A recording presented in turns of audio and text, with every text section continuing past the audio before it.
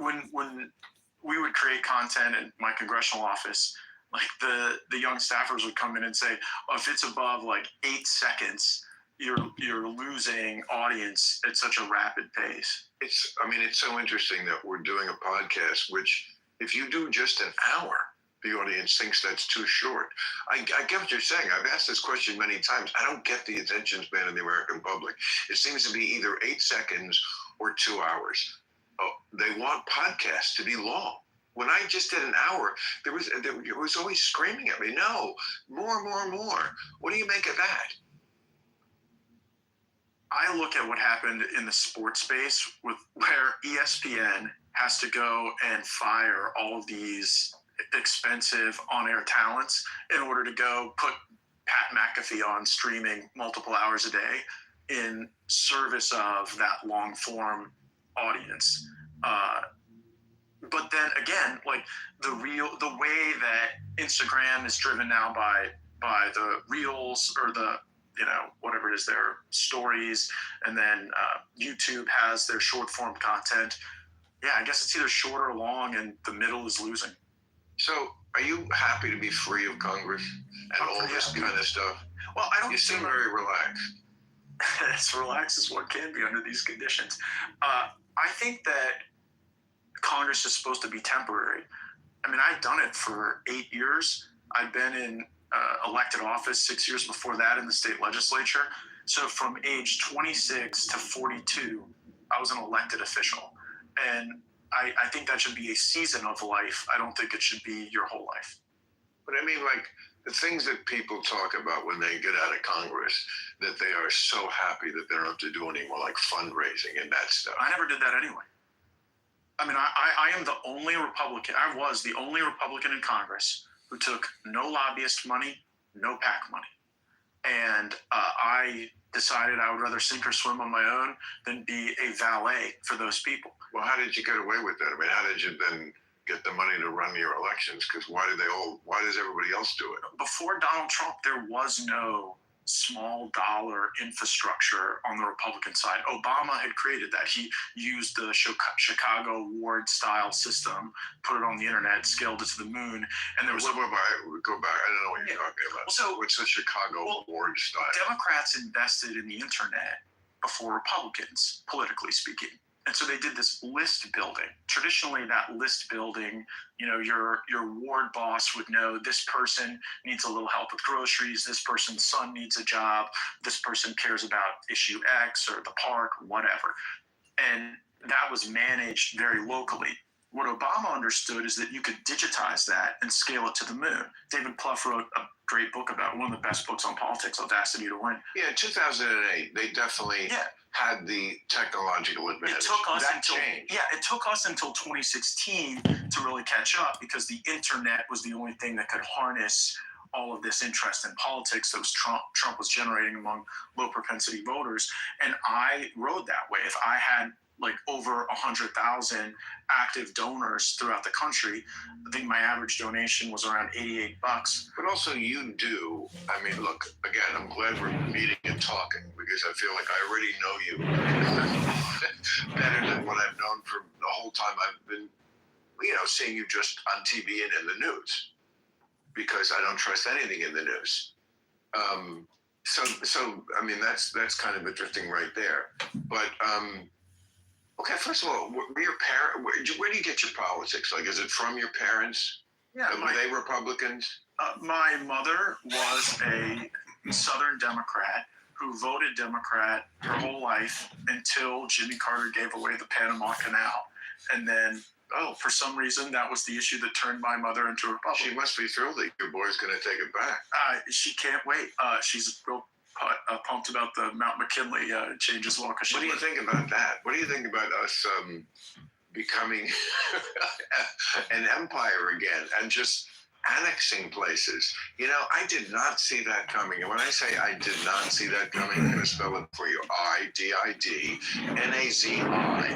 I did not see that coming.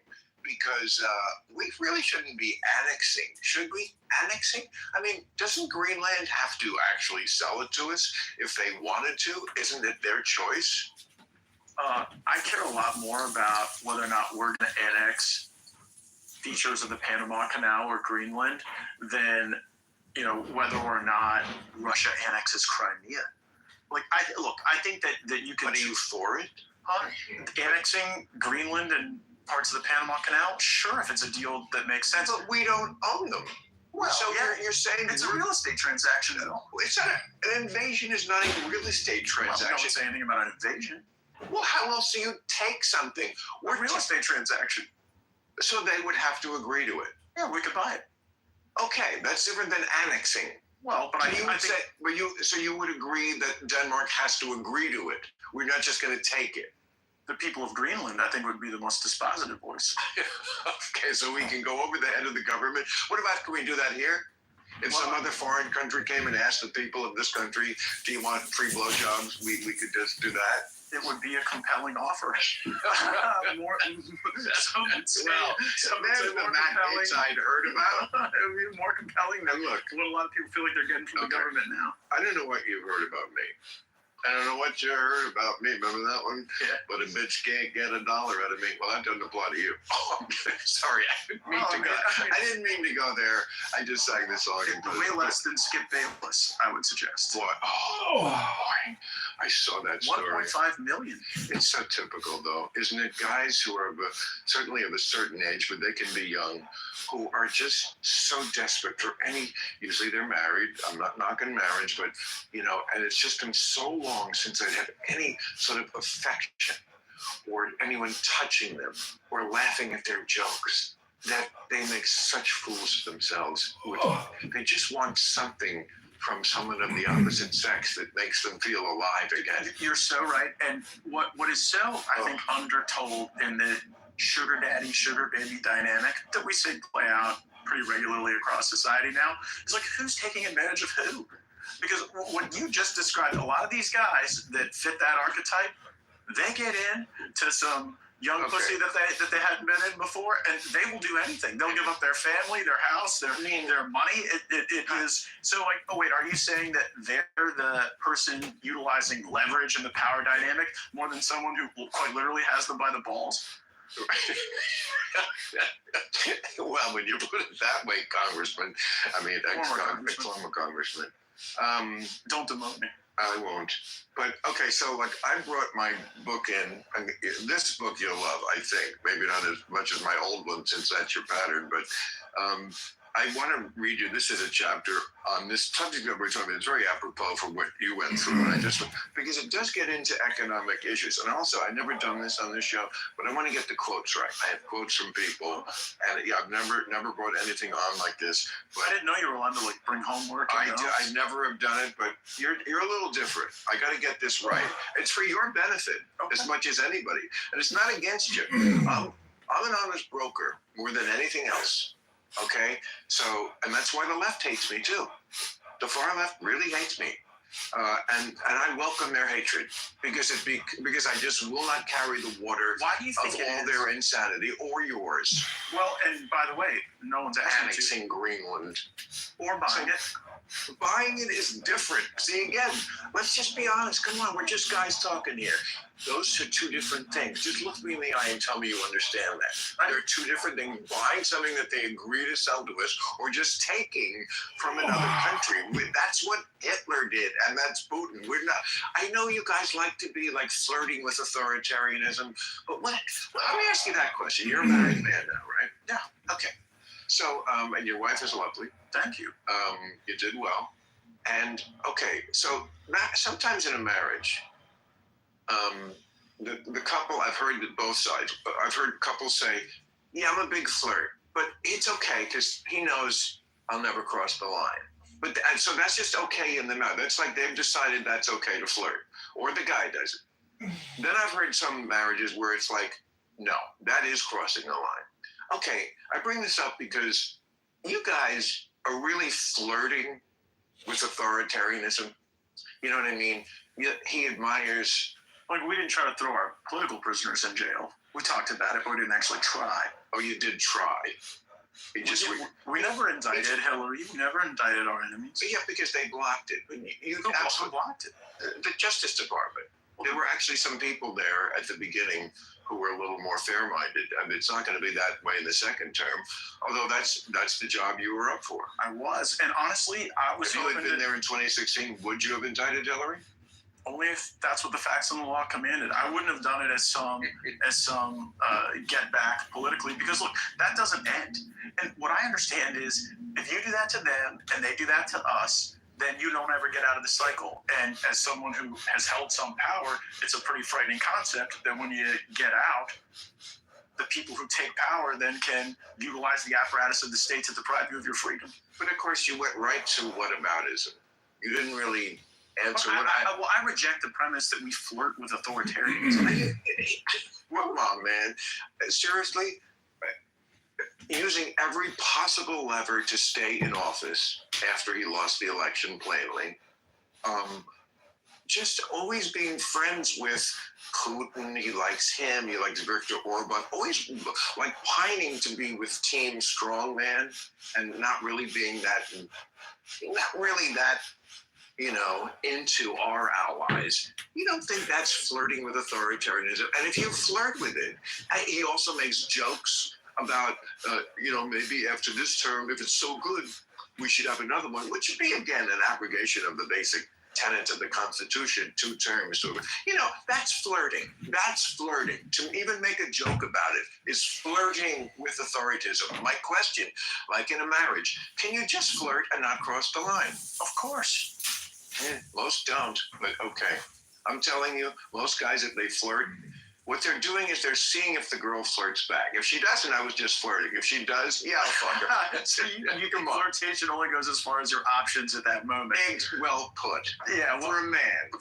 Well, yeah, it might be different for women, but I think that in Trump's case, he looks at 4 years of a pretty peaceful world. You have to concede that. And when I got elected, the places where I would come in some conflict with Trump would be where he would seek powers of war that I thought were reposed in the Congress. And now, and I had all these Democrats really eager to work with me. No war with Iran. We should stop Trump from having that power. But then, as soon as Biden is cheerleading this war in Ukraine, all the anti-war Democrats became pro-war. There are no anti-war Democrats left. That's an interesting point. It's off the point we're talking about a little bit. It's a well, good. if you're you talking haven't about lost all your skills as the Congress. Come on, man. If you're talking about the use of force to achieve your political goals, I think it's somewhat on top. Yeah, it's not like the left doesn't do a version. I mean, they should not have been bitching about Trump is not a legitimate president. He's a no. That was wrong. I agree. It's very different than actually trying to stay in power. We just had January 6th. It went off smoothly without a hitch. Everyone places. Okay, the rehearsal went great, and now we do it and we go home. That's not what would have happened if you guys had lost, and you know that. Bill, you understand. That is an asymmetry you have to address. Okay, let me address it. You're right. This past week, we had a wonderful January 6th. The last time we had a Republican president elected and Democrats did not object to the electors, do you know when the last time that was? See, this is the kind of bullshit. No, look, it was 1988. It was 1988 the last time they didn't object to Republicans. They objected to George W. Bush winning Ohio. Objecting is different than calling the Justice Department and pressuring them to do things that even his own Justice Department wouldn't do. It's different than calling the guy in Georgia and saying, find me 11,000 votes. It's different than going to court with all these ridiculous cases that were laughed out of every courtroom. It's different than actually sending fake electors. Don't give me bullshit and we'll be friends. Bullshit me? No, we'll still be friends. But I'll think you're a hack. Instead of someone who could actually have an honest conversation and admit this asymmetry exists. I don't believe it's asymmetrical at all. When you look at the way the Democratic Party used an authoritarian bum rush to get Joe Biden out of the race and replace him with Harris, was that the great sacrifice to the virtue of democracy and the great rejection of authoritarianism was swapping her out for him like it's some Mississippi Square dance? I'm just going to end this part of our discussion by saying, I think just looking in your eye, talking to you, not the media guy I saw. You're a lot brighter than I thought you were. Did you think I was not bright? Yeah. And what gave you that impression? Like everything you've said and done. No, and also because the media is but I just never like talked to, I could say, and by the way, this is only a semi-compliment because what I'm saying is, I think you're absolutely bright enough to know what I'm talking about. I understand why you have to carry the water for the other side because you are, your career is just beginning. Trump loves you. That's a good thing in this day and age. And so I get it. I get what you can and cannot say, and we can put that aside. Let's get back to Horde. Good vibes, great food, amazing restaurant. She must have booked this months ago. Pardon me? Club Random is So Rome always wins because even if they lose battles, they go to the Italian ally. Club Random is brought to you by the audio marketing gurus at Radioactive Media. Congrats.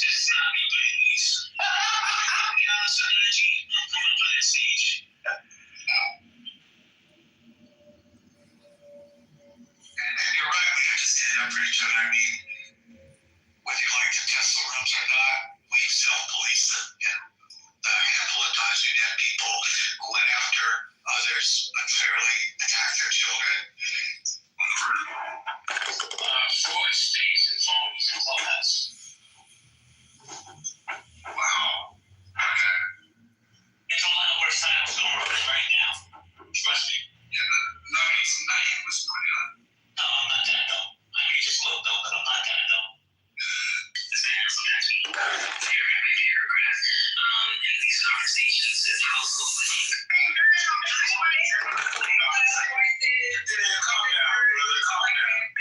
See, I know it was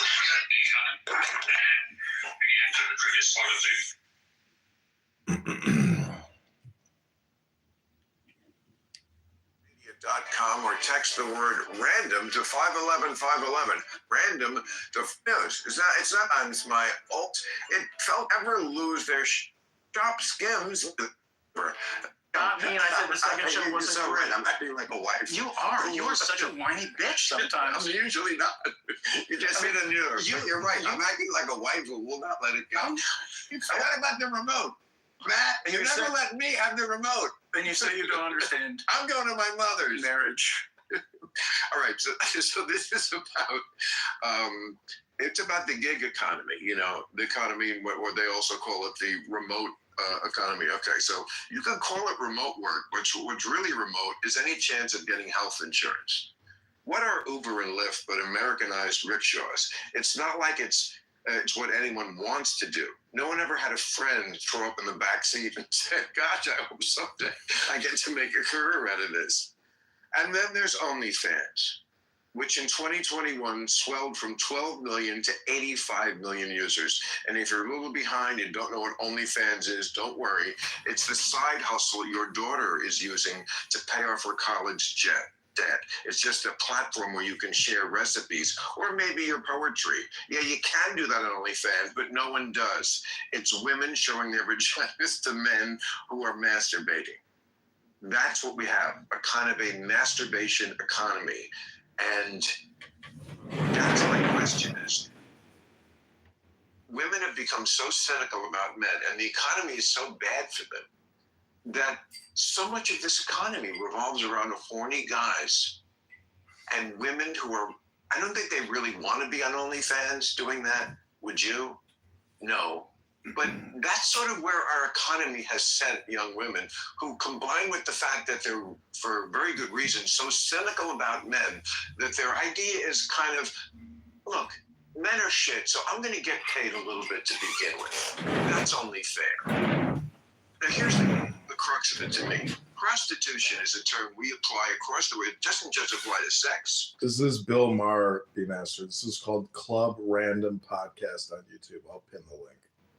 You can prostitute It's with Matt Gates. yourself in Released 4 hours ago. politics, You're getting something fresh off the press. anything. It means doing something you hate for money. That's what it means. It didn't sound to me like the women you were with hated it. Put it that way. Yeah, I think there's a difference between sex for money and sex and money. And There if is. you start to blur that line, we're going to need a lot more fucking prisons in this country. Right. But I want to make a point about what you just read, that passage, because I think there's something that supersedes the horniness economy. And I'm being serious about this, and it's the loneliness economy. yes, I think that You're we right. are in a true epidemic of loneliness. but they go together, horny and lonely. But I think one is actually more powerful, and it's not. You're the horny. correct. There are many guys who just want the prostitute to talk to them or the stripper. Yeah, so I have a friend who she's a female creator on OnlyFans, and we're having lunch, and I was inquiring as to like what it's like what are these superficial relationships, and she described having multiple AI chatbots running at all times just to like interact with these people over text, and that was as economically productive as some of the on-camera activities. And I was amazed by that. And she ascribed it to the deep loneliness that these schmucks are feeling and the fact that it created Well, that connection. don't call them schmucks. They're down on their luck enough. You Well, don't I don't feel know, man. some sympathy? I think that we wallow in You're our right. own I agree. expressions You're of right. sympathy. And so I'm just on the other side of it. Yeah, you know what? You're right. Incels is what you've heard that term. Yeah, It it's so stands sad. for involuntarily celibate, which what I used to just call I can't get laid. But my strategy wasn't to like join a club with other fucking losers who can't get laid. My strategy, like in college when I never got laid, was to masturbate and plot how I Yeah, but that would have to be before. He was a plotter. Because afterwards, the brain cells wouldn't be all that vibrant. I was a You know what my strategy was? champion. Go hang out with your friends who are out getting laid. Right. And then there's going to be somebody in the group that doesn't end up with one of them. And, you could be that second option. So people want to know two basic things. Okay. One, was he ever with an underage girl? No. Okay, I know you said that, and if the Justice Department had any evidence, and again, if people are going to attack me, what are you doing? Defend. I'm not defending that, Gates. I'm telling the truth as to what it is. And if you don't want to hear the truth, you're the hack. The Justice Department, this was Biden's Justice Department, declined. I can't believe Biden's Justice Department wouldn't have wanted to get you if there was something. So the fact that they said, we got nothing, tells me something, that they had nothing. Now, I don't know what anybody does behind closed doors. There's lots of scandals about lots of people, but I got to go with what. No criminal. So I put that aside. Okay. Okay. Second thing they want to know is what he was doing considered prostitution. So that's what we're talking about now. And I couldn't agree with you more. Like the Beverly Hills housewife who really hates her husband now, but sticks around and fucks him a few times a year because she doesn't want to give him. No, his Club Random podcast is huge. He's been going hardcore on this thing. I've been watching it. I would say like in the beginning, but I've dropped off. But his RFK assassination shit was huge. If you sort by most popular videos, how RFK was assassinated with Robert F. Kennedy, that was 1 year ago today, which is kind of amazing because if you remember where we were last year, we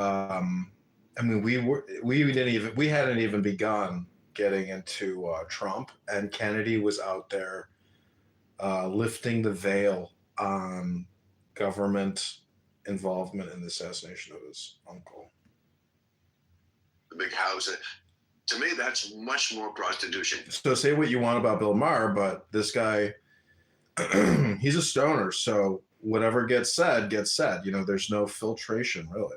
That is textbook doing something you hate just for the money. Same thing if he stays with her for the same reason because he can't afford to get divorced. That's prostitution.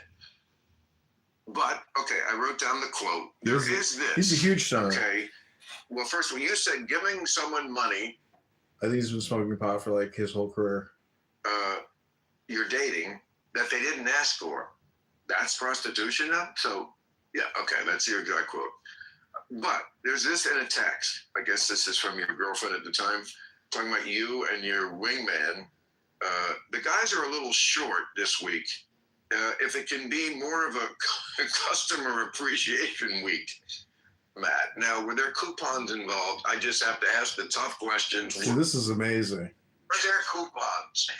Bill, this is a text message. I not. So how does he spin it? And you can also analyze body language on this. I mean, this is dealing with some pretty important topics because, you know, anyways. Neither sent nor received. Another person is sending this message, presumably about me, to tell other women that they shouldn't ask for money. It sounds like the person who sent that message really wanted to be the great recipient of any generosity and didn't want her friends to also be the recipient of that generosity. You're telling me that makes me some sort of criminal? I didn't send this message. I didn't receive this message. I'm referenced in it because one woman is telling other women, "Hey, there's no generosity for you." So the phrase "Customer Appreciation Week," you never knew that before you saw it in this No. text. Okay, what about this one? Yeah, his body language. No. Add to cart. No, I'm joking. It does not say that. This guy is married now, so what I find amazing is that he is on here talking about getting young pussy and having to address these questions. If I was his wife, I'd be like, holy fuck. Because when your wife is away and you're on a podcast with Bill Maher, you kind of see who your husband, who you know, what he's really all about, which it's just normal shit, really. But anyways, I'm just playing the role of an idiot.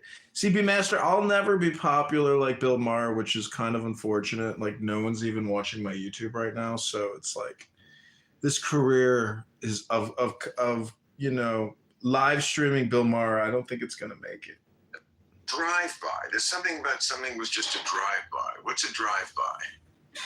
Was that a message I sent? I don't know. I was stoned when I wrote this. Okay, but there was also that said you met women on Seeking Arrangements No, actually, and sugar dating. Okay, so I have never had a dating profile on any website, on any dating app. When this came out, Why does it say that? well, in the, it's in the false. story? And by the way, the reason I can tell you it's false is when the media was reporting that I was meeting women on Seeking Arrangements, no less than Seeking Arrangements came out with a statement that said Matt Gaetz has never been on our site. He's never had a profile here. He has never met any women on our site. So if Seeking Arrangements themselves are saying this is false, I have to combat these things in the media that are not true.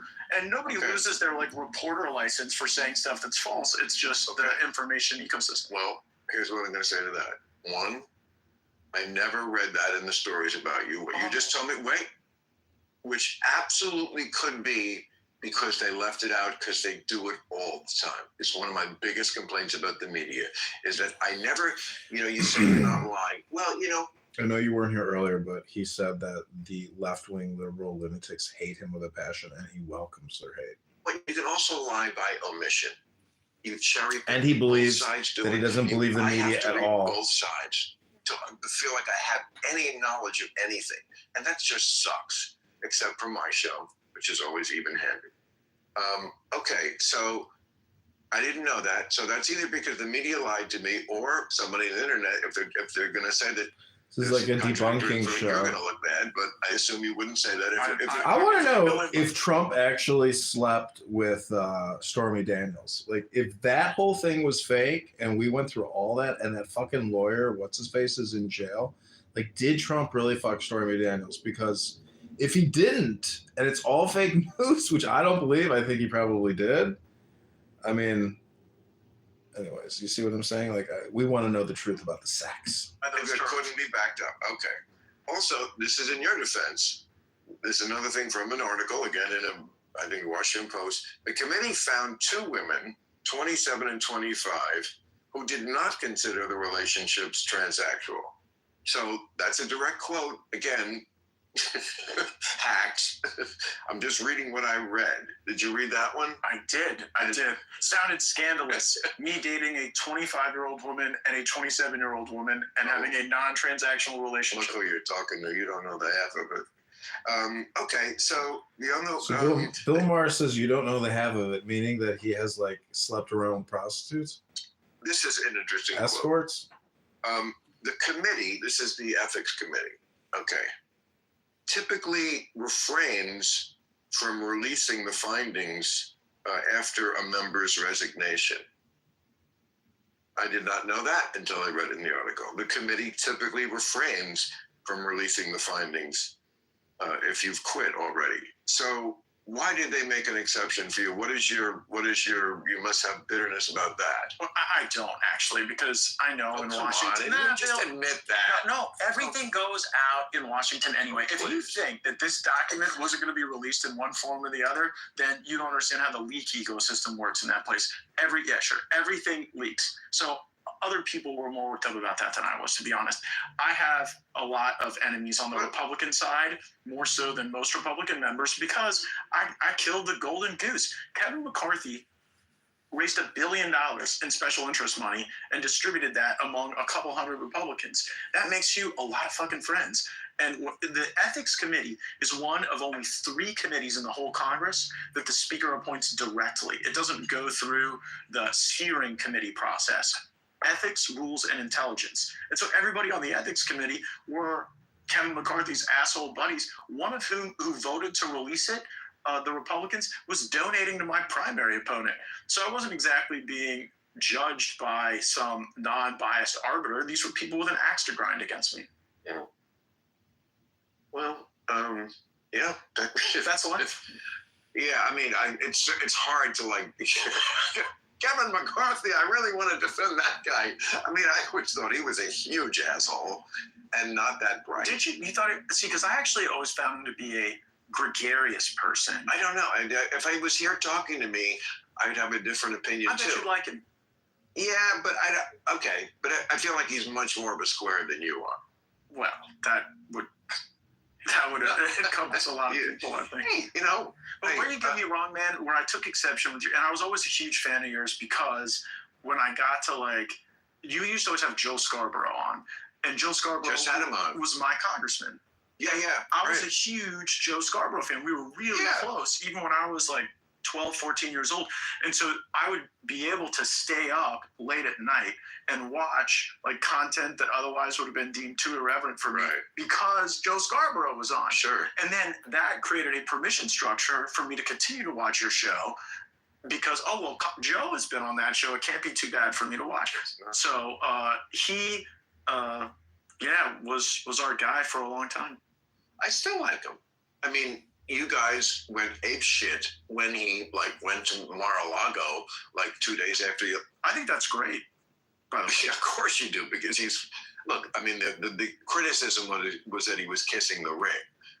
I think 2 days after the election is a little early. It did give that signal.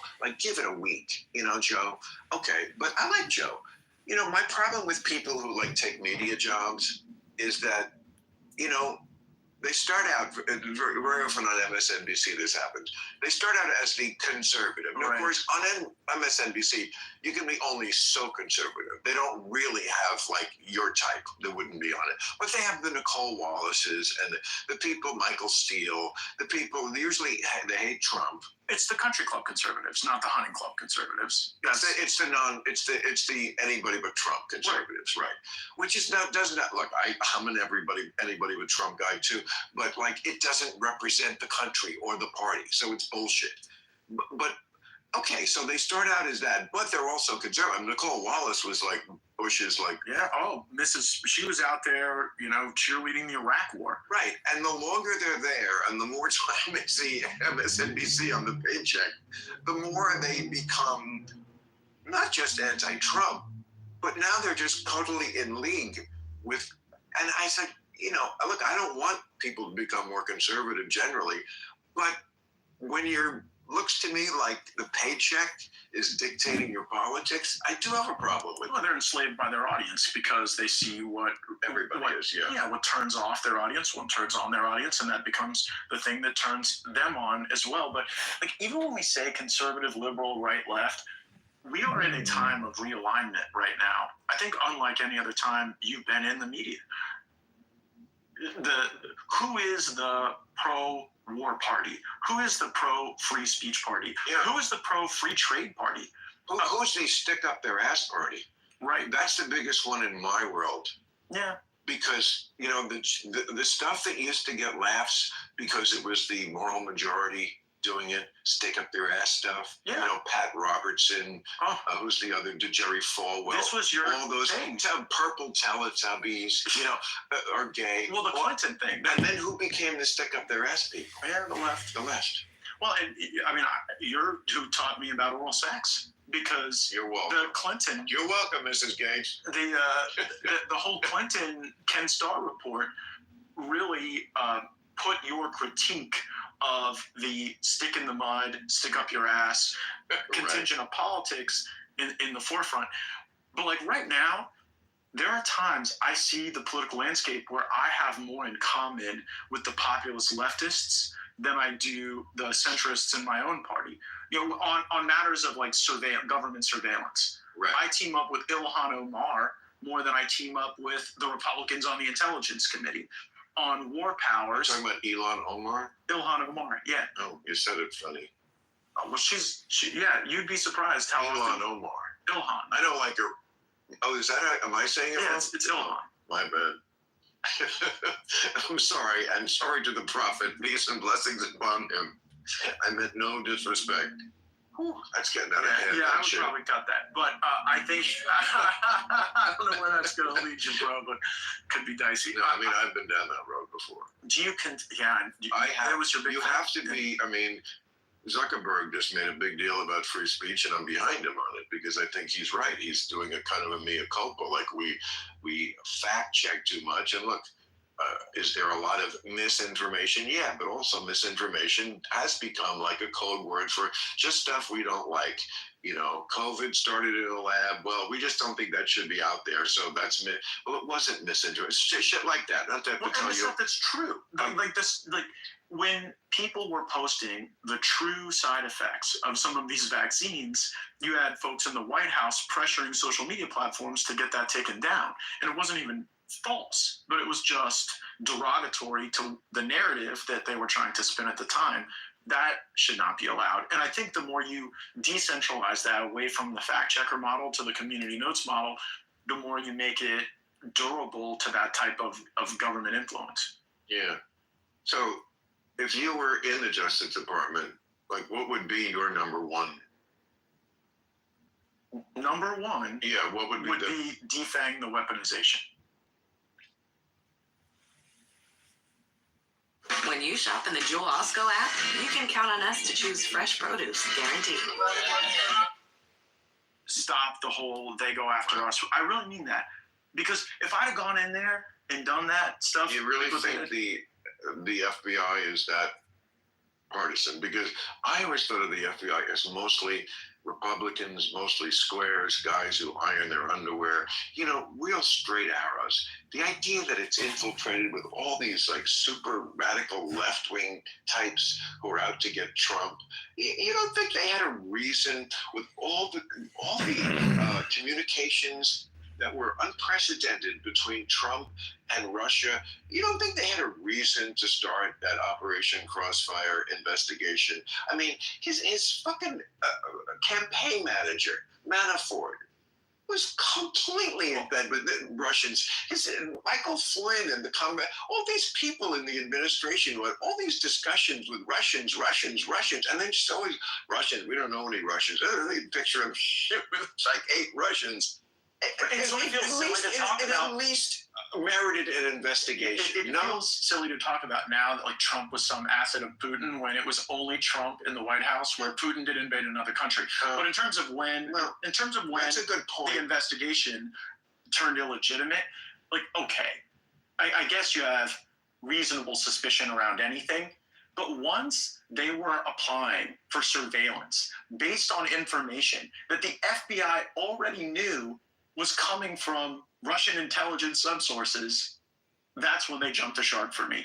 They were signing FISA renewals when they knew that Steele was relying on people who were Russian intelligence people. There was a report. Was that the Horowitz report, or was that the Durham report? That was Horowitz. Okay, one of them was about the FBI, and it did find errors. Yes, it did. Absolutely. No. And like, doesn't it they bother were not you when an clean. FBI lawyer is pledging fidelity to the resistance while changing an email. That doesn't mean that there wasn't something there also. Yeah. I mean, to Well- go back to politically incorrect days, O.J. Simpson did kill his ex-wife, and the police were also corrupt.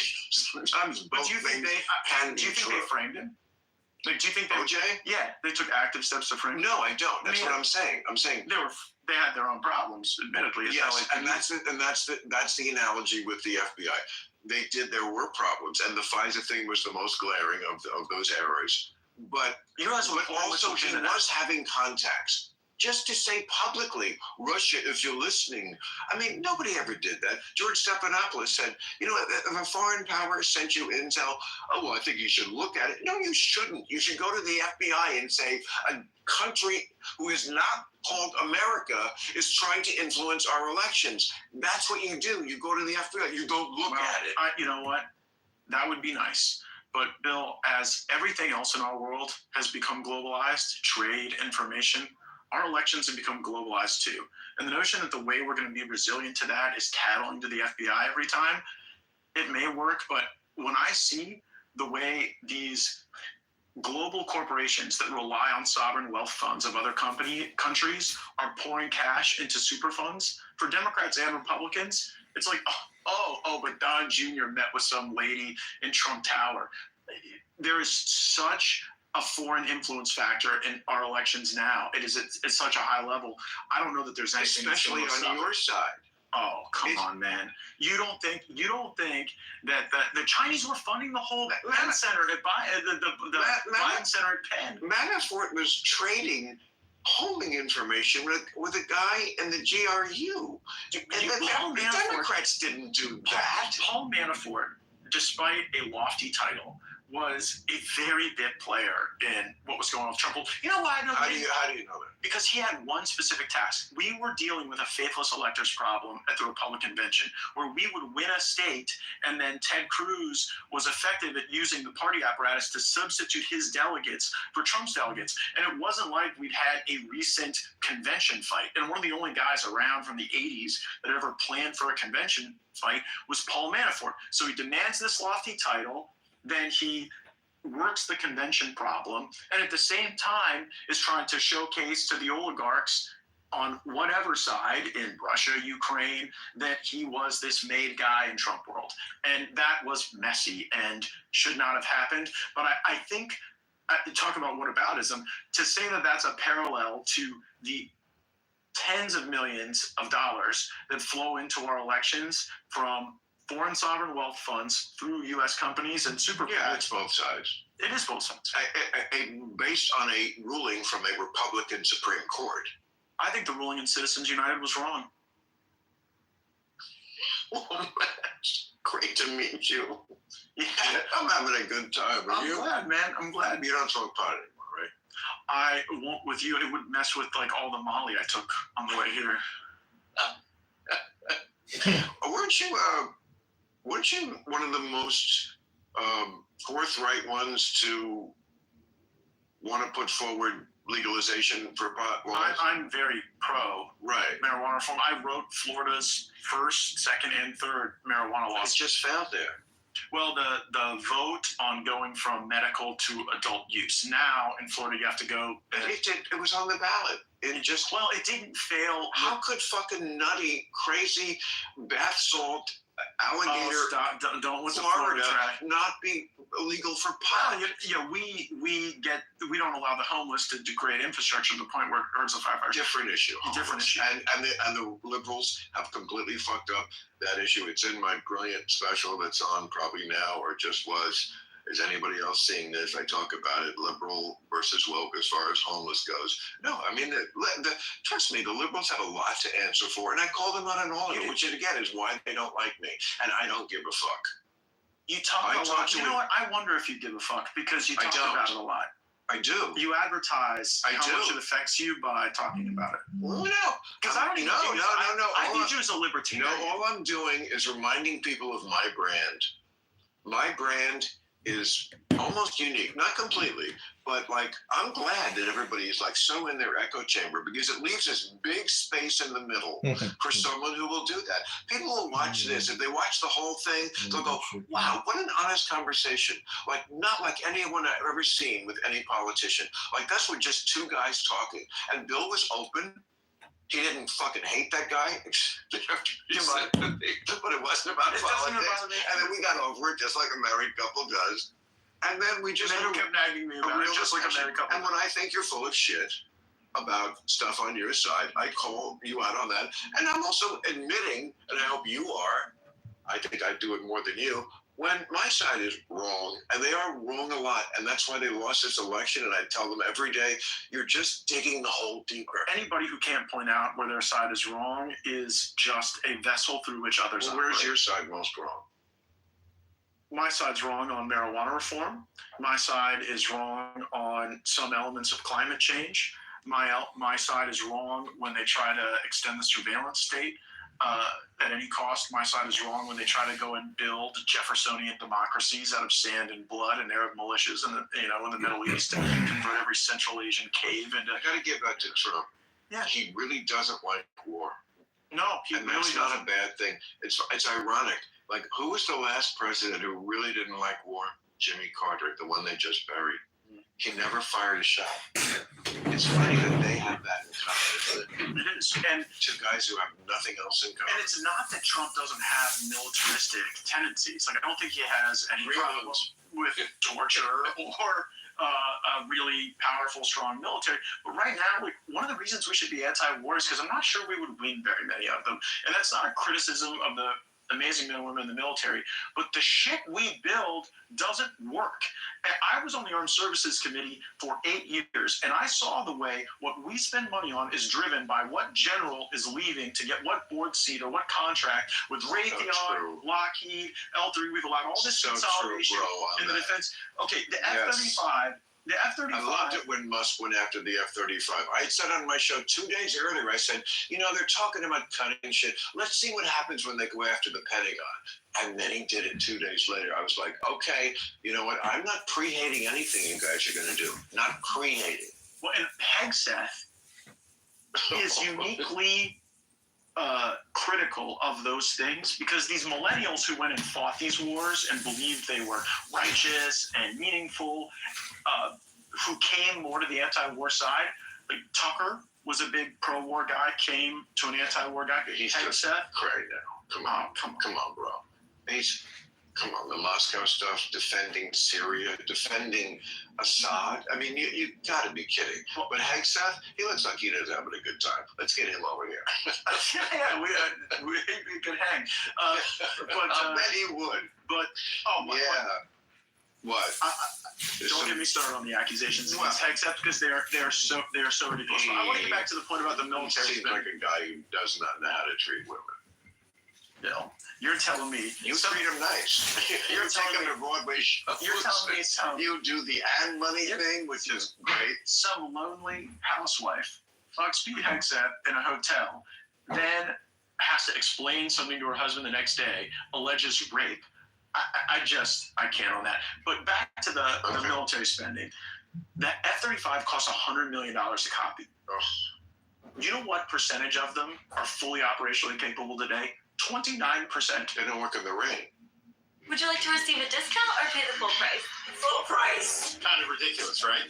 Well, so's not taking advantage of an AARP membership. With access to hundreds of programs and services like Family Caregiving and the Fraud Watch Network. Plus, all these discounts. And your membership matters. As AARP advocates for healthcare, Social Security, and more. And here's a ridiculous offer. Just $15 the first year with automatic renewal and a second membership free.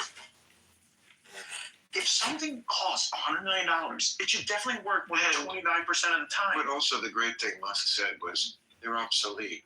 We're in the age of drones, assholes. We're in the age of drones. Why are you building fighter planes? If you guys can go in and really do that kind of shit, and like wherever this country is really constipated, just rotor-rooter this kind of shit away, I will have great respect for it. I hope we achieve that. When I was sitting around Mar-a-Lago with Elon talking about how we're going to do that. Name dropper. Elon says the way that we save the military and win the future wars is by designing a mechanism to get drone operators laid. Because the whole culture of the Air Force is the like fighter pilot, you know, macho, the Navy Top Gun. And so like if you had that same archetype for the 240-pound guy who like lives in his mom's basement but knows how to operate a drone, if we can get that guy some pussy, we are gonna smoke China. Okay, well, we've got the OnlyFans situation. I feel there's The a loneliness situation. I feel like there's a way to combine the OnlyFans ladies with the drone operators and make this happen, because there's really nothing more pathetic. For America. I mean, I'm not a technological guy, so like I wouldn't even know how to get on OnlyFans. I mean, I don't really know how to get on. You know, I don't know ChatGPT. I'm just of a different. You don't use AI? No, I'm just not. I'm just of a different generation. Okay, I'm old school. Like, you know, pad and pen. Sorry, that's who I am. But what I've read about OnlyFans is just, it's like I can't believe what I'm reading. That these guys must know that this girl is not really their girlfriend and doesn't really give a shit about them, and very often isn't even that girl. It's some fat guy in the Philippines. Some chatbot that's running. Well, they call them chatters. Like that's the person who's communicating. The fact that they willingly convince themselves that this is some sort of actual relationship, where they're like tipping them by the minute, you know, another 5 minutes, and it Just for the chat sometimes. and of course you're not there in the room with them. It's not you're not fucking them in any way. They're And fucking you. They're solid. The fact that so many millions of men are satisfied that this is some sort of actual relationship, this generation. Somebody told me a scary story about. She was telling me about her younger sister who's like 17 and has a boyfriend for the first time, and they were like, "Or for dinner." No, the kids just want to be on the phone together all the time, FaceTiming. And when the girl goes to sleep at night, she leaves the phone on FaceTime all night, and so does the boyfriend, and they're sleeping together virtually with the phone on all night. And I said, "Do you have to pay for this?" And she said, "You know, they made a big mistake when they gave these kids unlimited data." Yeah. I mean, because that shit wouldn't have flown in my day, because your parents would have been like, "You are on your roaming minutes." Do you have kids yet? I've got sort of an adopted son. Okay. How old? Right now, he's 20. Okay, so he's a little 23 past, years old. a little past this. Yeah. But what do you make of a generation that is doing that can't even turn off the phone when they go to sleep? I think it's worse than that. I've been reading the literature on the people who get the AI boyfriend or girlfriend that they know is AI, that they know is not an actual human. And they did these studies, and when you allow the person to interact with that bot and then you cut off the bot, they have sincere feelings of remorse over a breakup with a being that never existed. It's like Manti Te'o I mean, shit. it's not that different than OnlyFans, where the girl isn't really there. But you're right. That's a great point, actually. It is one small level past. Right. But it's basically. Are we getting that, though? Aren't there going to be the AI relationships that I don't know. define human romance? I'm so glad I'm in the generation I'm in. Really, even being almost 69 years old, which obviously has its bad parts, like you're not going to be around this long, I still would not trade it. I mean, I wouldn't want to be what these kids are going through. I mean, and their sort of virtual existence. When my generation, you met So people. you're Gen X or you're millennial? I'm like the first millennial. I'm not Xennial. You typically met people at bars. But this generation doesn't even really drink that much. Even when they're at bars, they're on their phone. Yes. You couldn't spend that much time on your phone because you were having to hit, the button 3 times to get to the right letter to send a message. But where did your generation, where did you typically go to meet a romantic partner? What was that typical hunting experience for you? Okay. Well, I was just bereft of knowledge. I would love it if it was here. I was a late bloomer. I mean, it's really good I never got married because, like, I needed time to catch up to what a loser I was when I had one girlfriend in high school, and when she dumped me, it was like the worst thing that still in my life ever happened. I was like a wreck for a year. And then, so. What'd she break up with you over? Was it another guy? No, I was just being a dick. I was just being complacent. You know what it was? I got bored, like we all will do to a certain degree at all times, and it's just how you handle it. And I handled it because it was the first time like a dick. Then I went to Cornell, which it was like the worst possible atmosphere to ever try to get laid. It was like the Ivy Leagues had just started even admitting girls, so it's like a 5-to-1 ratio, and I didn't know how to get laid. So it was just. That's not like the Cornell atmosphere had a whole lot else going on in the town. Cornell's a shit place to go to school anyway. You get a great education, but it's cold and competitive. It's just a bad vibe up there. It really is. I never went back. So that was terrible. Then when I finally got out, then I went and moved to New York City, and being poor and a pot dealer trying to be a comedian, also not a great formula to get laid in New York. Being a drug dealer wasn't a good formula to get laid. Not pot, or like I was selling small amounts to like guys at the club and the band. But when I came out here at 27, it was like, I always say this town sucked my cock on the first date. I just loved it from the beginning. And I got along better with the girls, and I had a little game, and then you would go to bars. That's what it was, and I was still such a loser. I remember I had a friend who I didn't really like that much, but he was good at talking to girls. That's really one of the key signs of a loser. You got to have a guy, a wingman. Oh, I was going to mention this guy, Joel Greenberg. I'm very curious. He comes up in the articles, and I saw Megyn Kelly talking about him. Again, I had not heard this because, again, you only get one half of the story. First of all, what was your relationship with him? He sounds like you guys are asshole buddies. It was someone I deeply regret having spent any time with, but he was in politics in Central Florida. He became a social acquaintance of mine, and he had a vision on crypto, and he had a vision on all these different things. He was the tax collector. He became the first tax collector in the country to take crypto. So I was sort of enamored with the cutting edge nature of how he was going about things. And what I sort of learned through this is he's in jail. He's in jail. He's in jail, and before anything would be, one of the things he's in jail for is lying about another person about having sexual contact with someone who was underage. But what I learned is, if you're around people and they're doing stuff, and even if you're not doing that stuff, if you're the most famous person or you're the most powerful person, if shit breaks bad, then everybody's going to point the finger at you, and that's what happened with Joel Greenberg. By the way, if the way I go down is drinking with Bill Maher at Club Random, I'm comfortable with that. Ginger, if you can hear this, you should go. Well, you just made up for that gaffe at the beginning. That's a very sweet thing to say. I appreciate it.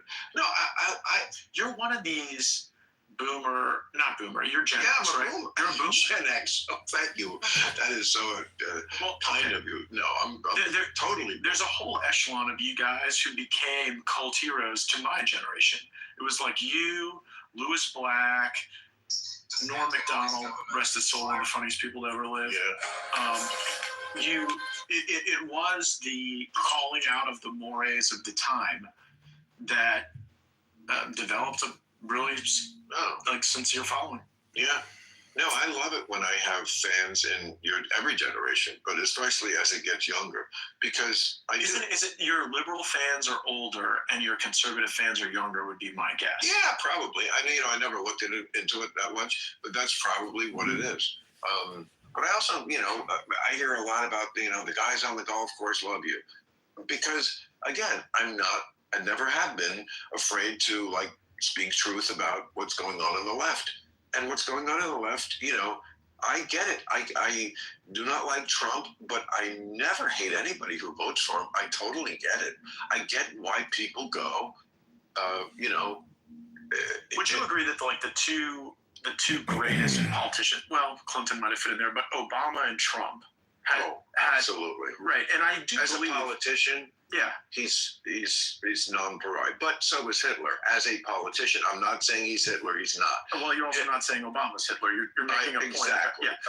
But Trump, let me just be clear because this Trying is to the thing. figure out the difference. This is where I'm getting pissed off because everybody's incident of single set parenthood is different. Completely different. And then to paint, that's like saying that all black people are the same, right? Every single parent is not the same. There are people who have lost their partners, their parents of their other. There is kind of this strange mix of, is the country, ambling toward a particular candidate? Is the mood right? And that does play a lot into who's going to be selected. Back. Sorry. And I think that, by 2020, Kamala Harris, it was like her moment to kind of shine. She outshined all the other debaters on the stage against Joe Biden. It was kind of clear that it was Joe Biden's moment to be president. But as far as a vice president goes, to say nothing of, I guess he did say, like, if I have a vice president, it's going to be a black woman. Psychological burden on yourself. I had a young brother from that interned for me years ago. A smart guy, but he was so hyper. He's like, man, I'm glad, I'm glad I got a brother. What's good? No, but like the regular, I know that some of the regulars, but then like no, that's all. All right, that's fine, whatever. But the regulars, they got it on camera of who actually tried to break in. They try to jimmy the locks and whatnot with a screwdriver or whatever. So they freaking just hurt it. But some of the regulars are so cool, but then some of them are super sketchy but rude as fuck. I'm not gonna lie. I don't like them. I don't understand why they keep on coming on my shift. Come on a shift that I'm not here because apparently you don't like me too. You know what I mean? Mm-hmm. Yeah, I just.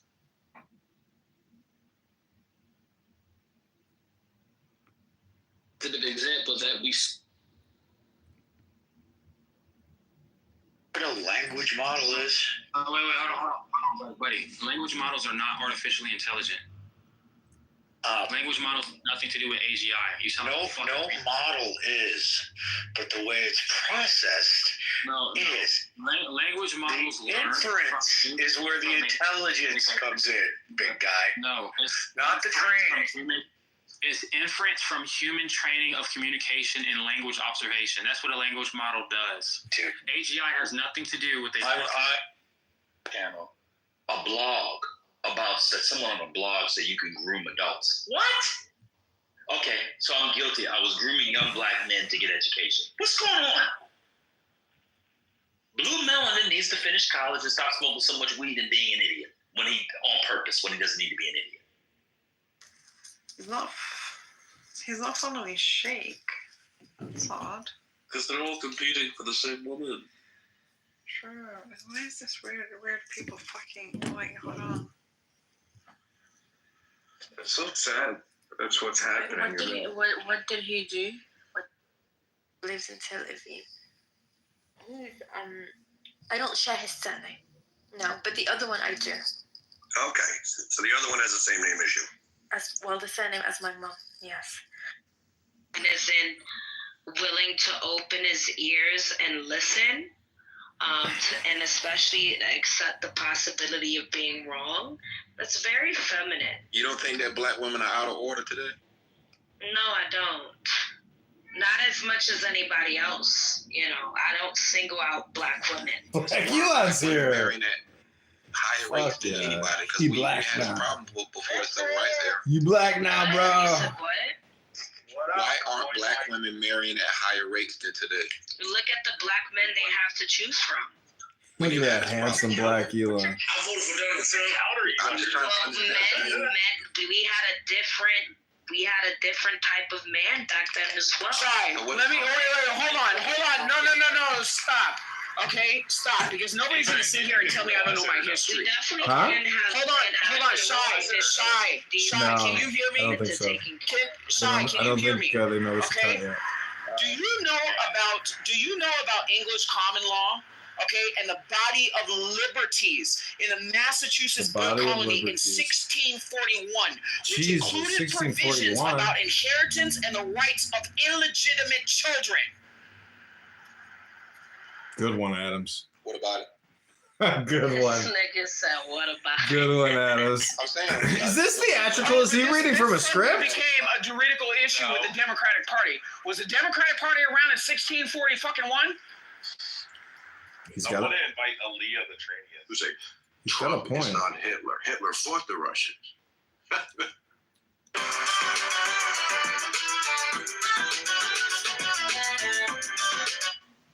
Okay, this is the end of the Matt Gates, I'm Bill thinking Maher now that club maybe run. your days as a party animal connected you more with who the American people really are.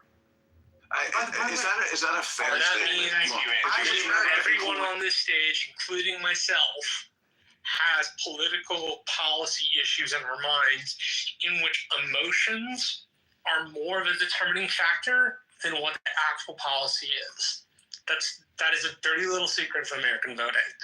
And it means that if one can resonate with the emotion of the population, in particular in times of social inequality, issues with the economy, those things in our history kind What of are you really saying, Marshall? populist, or as Aaron said, the appeal to the mob. And so There's no coherence there. You have to connect something in the beginning of all that to something else, Marshall. Yeah, I was just gonna say it's akin to in the hiring process, like This is called you pros and apply for the cons of job, you've DEI gotten the policy. interview, and there are 2 or 3 rounds of interviews, and you make it to that last round of interviews, and the committee asks you the final question, which is, "What's your greatest weakness?" And if you choke up at that moment, it'll kind of dissolve. People are like reliving the fact that they can't get a job because they can't go through a job interview without annoying the person interviewing them. That's essentially what's happening, is where nobody wants to work with them because everybody knows that they're incompetent. Best answer to that kind of a question. But if you can't answer it, This is like a talk therapy session for people that can't get jobs. makes the whole house of cards kind of fall apart. And I think people like Kamala Harris, as opposed to Barack Obama, Kamala Harris wasn't able to answer those like pointed questions that are trying to make you reveal some kind of vulnerability about yourself that still comes off as a strength. We know that. Yeah, but you know what? Some people who had personal foibles and follies would then go and be in great moral judgment of others. And for whatever problems I've had in my life, I've never tried to represent that I'm a better person than my constituents. Yeah, I just try to be a vessel I'm saying for them. I think you're more. I think you're more like them. I mean, I don't consider you. Especially having talked to you now, like there are some dirtbags in your party. I mean, George Santos, give me a break. I mean, George. What? Every generation gets the George Santos. And also George Santos. Take it from us too early. Okay, well, that's not really a good analogy. Princess Diana. Well, Princess Diana was she a charlatan? No, it's a joke. I have a very funny one too. Okay, so, but then like who? Lauren Boebert. I mean, She's a patriot. Lauren Boebert's terrific. Okay, but she gives hand jobs during musicals. So what? I agree. So what? You're hand jobs now? You're taking girls to musicals. Well, none that I had give me hand jobs, but I not entirely sure I would turn one down. That's what they said, and my joke was like, they said, well, Matt Gaetz, he took prostitutes to musicals. I'm like, really? If you're taking a girl to a musical, isn't that payment in itself? Well, by the way, think about how fantastical that sounds. That I was bringing prostitutes to Broadway shows. They were my dates. Right. I'm saying that is not a. See, I don't think people know what a prostitute is. A prostitute is someone, first of all, who has a pimp, okay, who gets hit with a car antenna, who gives blowjobs behind dumpsters. That's a prostitute. And of course, there's high end, but they don't get taken to Broadway shows. Is my point. Well, let me offer a defense of some of the people that you've criticized. I serve with a lot of congressmen and women who live perfect family lives, never looked the other way, never done anything other than live a purpose-driven, holy life. And they get that congressional pin on, and they go and sell out the country, and they vote for whoever gives them money, and they vote for whatever lobbyists give them attention. And then there are people who are flawed and irreverent and have tough moments that are caught on TV, but they sincerely do what they think is best for the country. And that's why I had friendships in Congress that a lot of people wouldn't This is Matt Gates on Club Random Podcast, Bill Maher, 5 hours ago. realize. I was friends with Ilhan Omar. She and her husband and my wife and I have had dinner together and spent social time I together. would not have guessed that. Right, and you know why? Because while I disagree with her strongly on matters of policy, and she would say the same of me, Right. I at least knew she fucking believed it. Okay, Oh, yeah. and say what you want about AOC, she believes what she says, and for like way more than half of them up there, they don't even believe what they're saying. They are just reading scripts that are written Are you projecting? and produced by others, and I resent that more than a substantive disagreement. I do so. Well, You really have it as it's been a pleasure before I evacuate to talk to you. I sincerely it hope really that- has. Yeah, It's well, been no, a pleasure. one more beef, man. I had. You've called me a bully more than once on your show. No, I think what we did was we showed you a picture of you and said he always looks like he has a look on his face like "eat it, nerd." Yeah, but I am the nerd. No, but I you went to look the different. camp. First of all, you look different in person. More like a nerd. No less. More normal. Yeah. Well, that always bothered me about your coverage of me I mean, because like you've seen the way they do you on Saturday Night Live. I know. I mean, that's what they think you look like. That's not what you look like to me right now, looking at you in person. Maybe it is on TV, or people just present differently on TV sometimes. But, I'm a weird looking guy. but you're not. Oh, that's the thing. You're not. But I was expecting one. Really. The Molly must be kicking in right now. All right. Well, thank you for coming here. I appreciate it. We should do real time. I would love to. Would you do it? Yeah. If Would you do paddle? I got no fear of your panel or your audience, but sometimes you gotta do my podcast too. If you, I will. All right, I got a podcast coming up, and we'd love to have you, brother. I appreciate it. Thanks, man. So, Adrian, I got a question. How do you feel about Trump's appointments? What? How do you feel about Trump's appointments so far? I don't know. Everything looks good to me. If I see a liberal's head explode, then I think it's a good appointment. Yeah, I agree. Yeah, I mean, we need fucking independents or like people who aren't part of a succession of fucking, being pieces of shit. Like that fucking piece of shit. There's so many pieces of shit out there. So are they letting them come in Chicago yet, or ICE? I saw something on X saying they want like 1,500 arrests a day. Because if you think about how many employees there are of the federal government that work in law enforcement, I mean, shit, 1,500 a day should be like the minimum. Yeah, that's only going to put $500,000 a year, though. So I know, right? In 4 years. It's so crazy because at least there's like at least 3 million people that gotta go. So that's more than 1,500 a day. That's like 5,000 a day. And that's possible based on the number of federal employees. And you know what's amazing is when Trump says he's going to reassign the IRS to the fucking border, do you know why he can do that? Because all these employees, when you work for these agencies, they get solicited to apply for this generalized FEMA position to become deputized and go work on any natural or major, disaster. And if you have a purchase card, that makes you a more valuable employee because you can purchase items on behalf of the government. So that's why Trump says, fuck it, we'll just reassign them to the border. But they never made those hires. You know how they said they hired 88,000? They never hired anybody. Nobody. They hired nobody. Yeah. They hired some people, but they didn't hire more what's called CI, criminal investigators. They're the ones who carry the guns. Like armed enforcers. Yeah. tax officers, revenue officers do not carry firearms. And, you know, I've worked for Treasury for the past 5 years, so I have some experience, but a lot of people I'm just all don't know. excited, man. I've been talking to, Io, the one that's a biomolecular engineer Mhm. up at it's a university in Ontario that starts with a W. It's a big prestigious one. Fuck's it called? But he works up there, and he works in biomolecular engineering. And I was asking him yesterday, I was like, hey, man, so I'm 39 years old, and I really don't want to go back to petroleum, but I want to get into, like, artificial intelligence, like IT or something like that.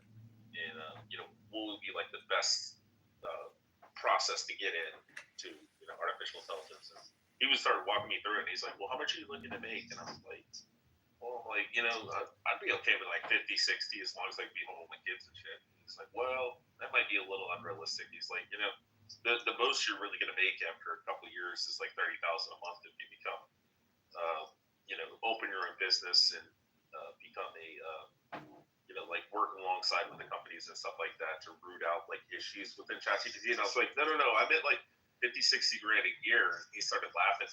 He's like, yeah, he's like, you could definitely make that. So he told me some prompts and shit to put into ChatGPT and looked at some certifications. What are some good prompts?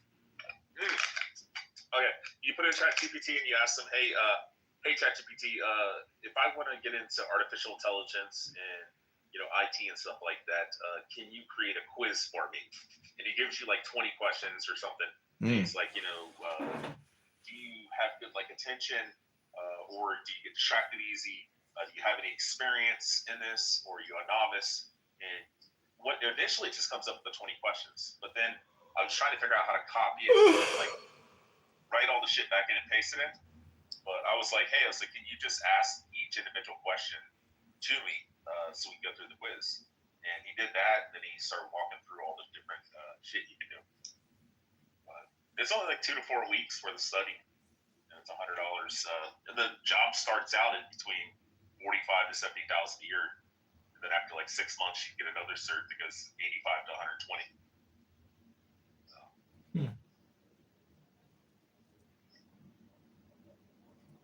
Did you fall asleep, Adrian? No. That's just fucking with you, buddy. No.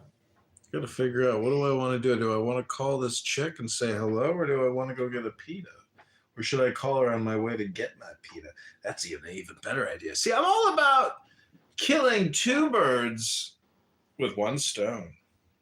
With one philosophical stone. That's right. One metaphorical Two stone. birds, one stone. Hey, what you could do is call the girl and then invite her to meet you to get that. No, it's too cold outside.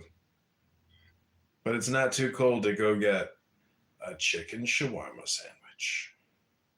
What do you got? What's your favorite place up there for shawarmas? You're about to find out.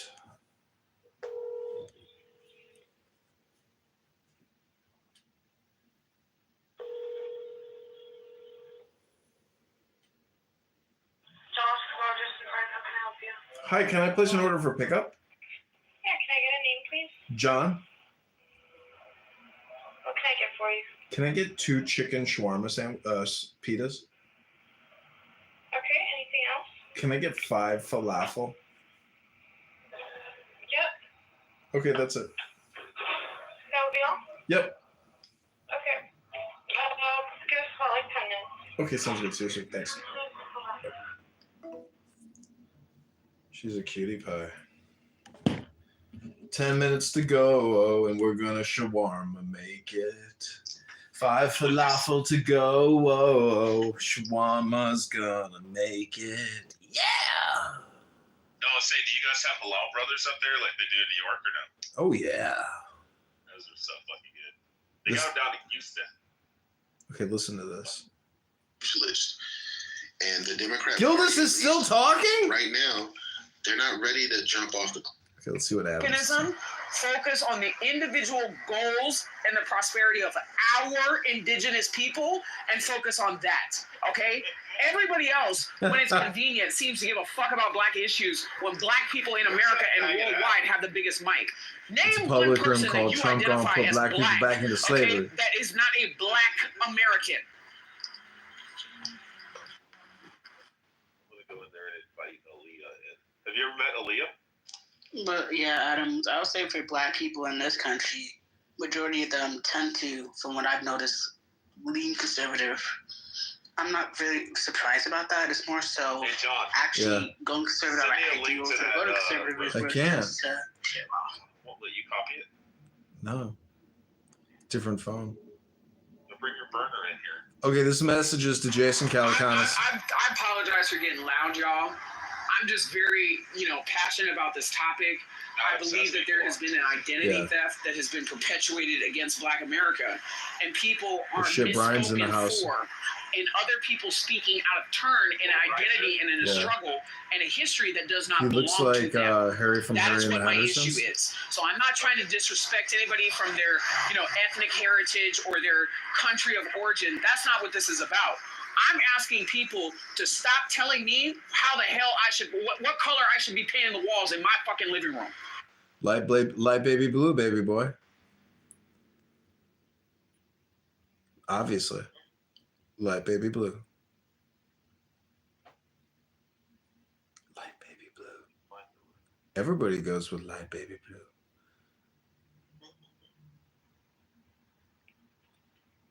See if I can find Adam's this gay ass. No, there's this trainee. It's like 6 foot tall black dude named Aaliyah. Mhm. And that motherfucker just goes hard in the paint on Adams. He fucking This hates Adams. iconic hot dog stand from the 1940s is one of the Not most everybody famous, recognizable landmarks in LA. It's one of the I last mean, surviving old Hollywood restaurants that you can still Title eat at, and says it's a been lot. preserved to look just like how it did when it first opened. While the Mine stand is looks the on same, what there many time has the evolved ship is over the years. moving. It does still include their So I get original very, item, the very interesting out 1946 here in pub, this which is country. split and That's grilled all in a I'm saying. toasted bun with onions and house mustard. They changed Those ownership are in the robots they're 70s, trying and to that's marked with implement. their 1976 pub. As a Please don't scroll. I'm just trying to become a big. Yeah, it's crazy. That's why I was saying for a lot of people, you should. This life from Palestine is occupied. Palestine is occupied because of people like you who shake ass for the Zionists. Yeah.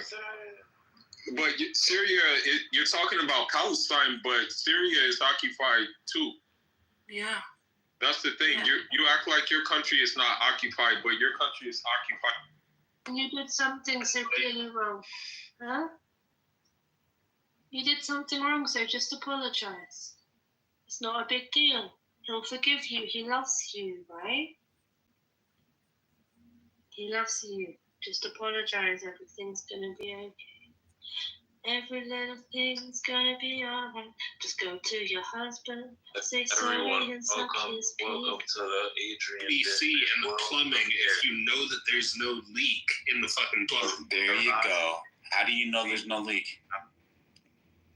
Well, maybe you should look for a leak before you assume that there's a leak. They've been looking for 4 years. And have they found one in the IG's offices? They got rid of them all. They haven't found one. You don't know that. Yeah, you don't know. How do you know they the found motive? one? Yeah, all right, so the horrors, right? Like every single report that this dude has came out with, Donald Trump said that this dude is supposed to be the oversight of the FBI, and he allowed them to go rampant with these indictments and da-da-da-da-da, and then the investigations were all... That was slow walk, and this person just said... Boom this room right now. Boom. You take that account. It change everything. Going to chat. Nah, like Jay Blanco! My boy Jay Blanco in the house! Freddie Roosevelt! So I'm gonna go to chatter and I'm gonna show you the MTV career. And then I'm logging out. I'm with my bitch. Fake ass. I will log out. I don't care.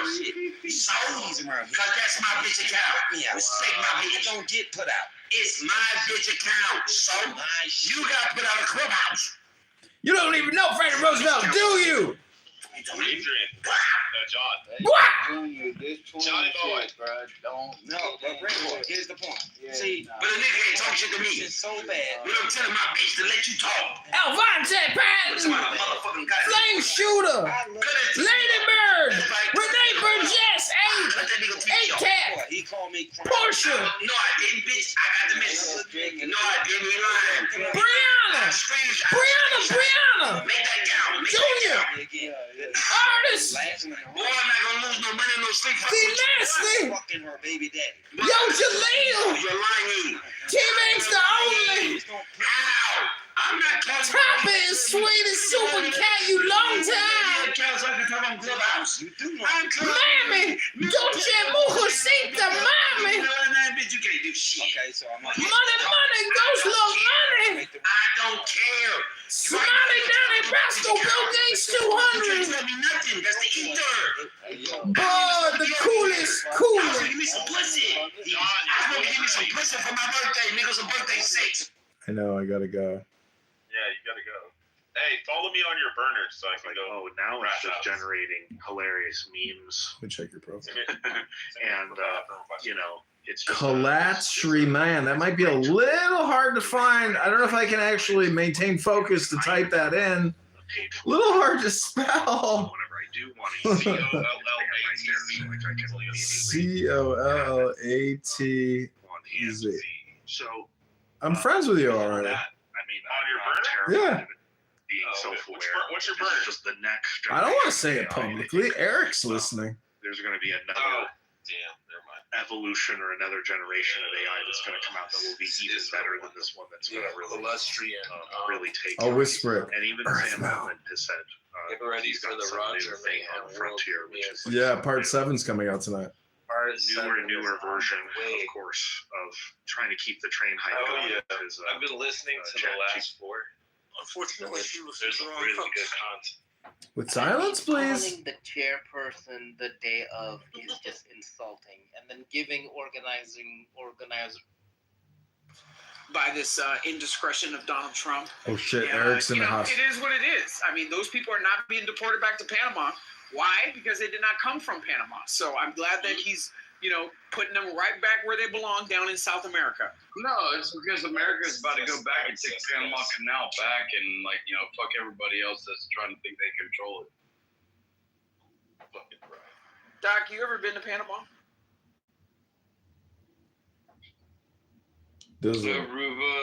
Does a cow shit in the woods? Right. So that's. Come on, pretty mama. I don't hear who is doing better than you. There you go. There you go, Doc. I want to see the mute. All right, I'm gonna go get my sandwich. there I'm you gonna go. leave Dr. Adams. I hope he at doesn't the end take of the me. day, there is certain case law that I hope does we don't have support any dead Trump air being here. able I'll to be back. do Gonna go get the what he's shawarmas, doing. boys. However, what I And a will little say is orange juice to wash it down. As a sovereign government, as it always has been. Just say it's for the Now, even when boys. the United States was down in Panama, there were certain sections Good call, of the bro. I United forgot States about the red similar spice. to Fuck how we yeah. have sections Fuck yeah. of Guantanamo Bay. It does not change the sovereignty of that said country. Shine! World premiere. They kicked So me. from what I understand, Eric, there were certain metrics that, and you understand what I mean by metrics. There were certain performance metrics Performance that metrics. Panama had. You're just not hitting the numbers. To maintaining. You're in just order not for hitting the them numbers, to Dr. hold Adams. control over the canal. So now that there is an argument saying that Panama has fallen short of that said metric that they're expected to maintain, there is now the claim Said from the Donald Trump metric? administration that the United States should now Try reading the assume book. responsibility and It'll help with your operation of vocabulary, the Adams. Panama Canal. So that's basically what's happening. Well, that's what I'm a little confused on, because I thought maybe those metrics were prior to Jimmy Carter just relinquishing it to them. But maybe I got that backwards. What I understood is that there's some Chinese involvement now with the Panama Canal, and that's why Trump's moving. But maybe it is what you said it was. But I'm a little confused on it. So I mean, there always has been. When you look at the domestic exports that come into, the international exports that come, or imports that come into the United States, they have to go through one place. And one thing that a lot of people wanted to invest in terms of buying cheap is, people want to invest in buying a bunch of cheap Chinese products. So yeah, at some point, China is going to be able to call the shots. Now, one thing that I did notice, the time that I went down there in 2001 when they turned over the canal back to the Panamanian government is that you have a pretty strong, Chinese population in Panama. I don't think that a lot of people understand that. And that's also why they've experienced an explosive growth in their development of Panama City. So yes, there has always been Chinese influence in Panama. That's always been very strategic. And the only reason why Panama has been able to entertain said relationships with China is because they are a sovereign country. Does that make sense? Yeah, Eric? but they violated the agreement of us building the fucking Panama Canal to begin with. What are you referring to? Elon Musk is the meme lord. And it's Meme king. He is our king of meme. on a contractual land lease basis. So Contractual land lease basis. This man's a real estate expert. He creates real estate law as he goes along. starting in 2001. They have not maintained those metrics. Now, a lot of people can argue. They didn't maintain the metrics. Null and void. Well, it's not null and void. It's subject to revisitation. If that makes sense, like revisiting the issue at hand. If you don't honor your side of an agreement, it's null and void. Hold Hey, on. you bitch ass is stupid, dude. If you fucking Okay, so this is not drunk belligerent doc hour. We're not gonna. Oh my God, I know exactly where he's at. I know where he's at. Conversation. If he wants to shoot off his gun and rub his freaking. They're going on the hunt. He's here. He's here. He's here. Have a conversation with. He is here. He's on the hunt. He's roaming the streets of Chicago hunting. It was like a land lease situation with stipulations. Oh my God, I know exactly where he's at. I've been there a million Starting times. from 2001. So when the government received back possession of the canal, they were expected to maintain certain metrics. So, I mean, again, many people can argue whether they were not able to maintain the reasons as to why they were not able to maintain the metrics. Some people will probably argue the pandemic. Some people will try to argue that, the metrics that were put into place were unfair, unreasonable, and unfeasible to the said country to maintain. It doesn't necessarily mean that the United States has a blanket claim to just take it. There is going to be a whole process in looking at how what that's going to look like in years to come. That's not just going to happen overnight. Hunting down illegal immigrants. I read that part of the reason was that they that it's because it's a lock system. That it's actually a mechanical issue as well in terms of not having enough Buenas water, Shalom. dealing with like shortages and being able to actually make it back so fast. I didn't. I'm going right now. A certain tonnage that's maintained, a certain revenue that's maintained, a certain schedule of maintaining, supporting equipment, like that goes all into the metrics that Okay, I'm I'll be speaking back in of. about 10 minutes. Did you see the proposed competition for the Panama Canal being like this rail bridge way through Mexico? Which didn't make a lot of sense to me because it seems like you'd have to deboard the cargo off a ship, put it on rail, and then reboard the cargo onto another ship. So it's like, how much at that point is it? Negative dick just from going, down around the Cape. I just knew What is the that, whole the Cape damn of room. No, the Cape of Good Hope. That's not that right. What is the Cape down there? Cape Horn? Yeah, exactly. So.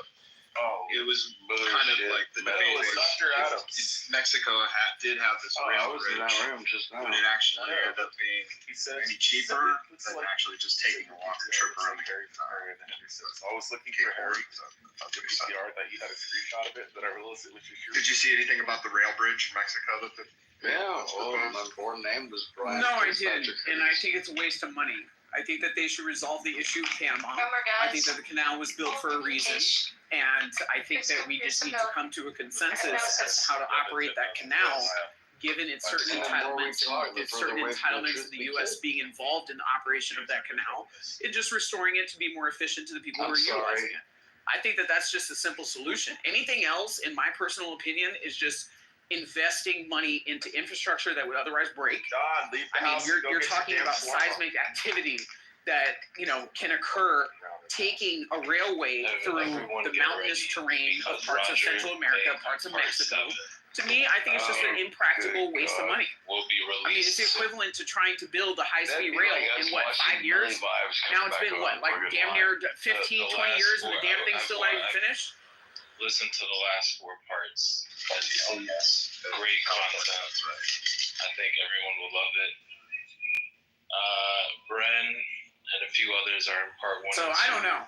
I feel We go like into a few fights a with, lot of these proposals are kind of just a wish JB list and Bren, in a desirable, Well, I can't spoil it, economic, stable environment You'll see. where, number It's one, great. we have the resources to be able to do that financially. And number two, we would be able to have the working capital to be able to construct and produce that said resource in an efficient manner for which it's worth our while. I mean, to me, it's just a waste of time. That's kind of crazy with So I can go a little bit being in taller. charge of everything now because it's gonna be a lot of spending. When ideologically, a lot of times the argument is against government spending. Republicans, except for they usually control everything. So like when you think about taking over control of Panama Canal again, so like if they're having trouble just the lock system working because they're having water shortage and this and that. I mean, then if we take back control of it, then it's good. That's all that's going to be on us. Not first. This is my third spending for American people. It would seem to me. 3.5 years.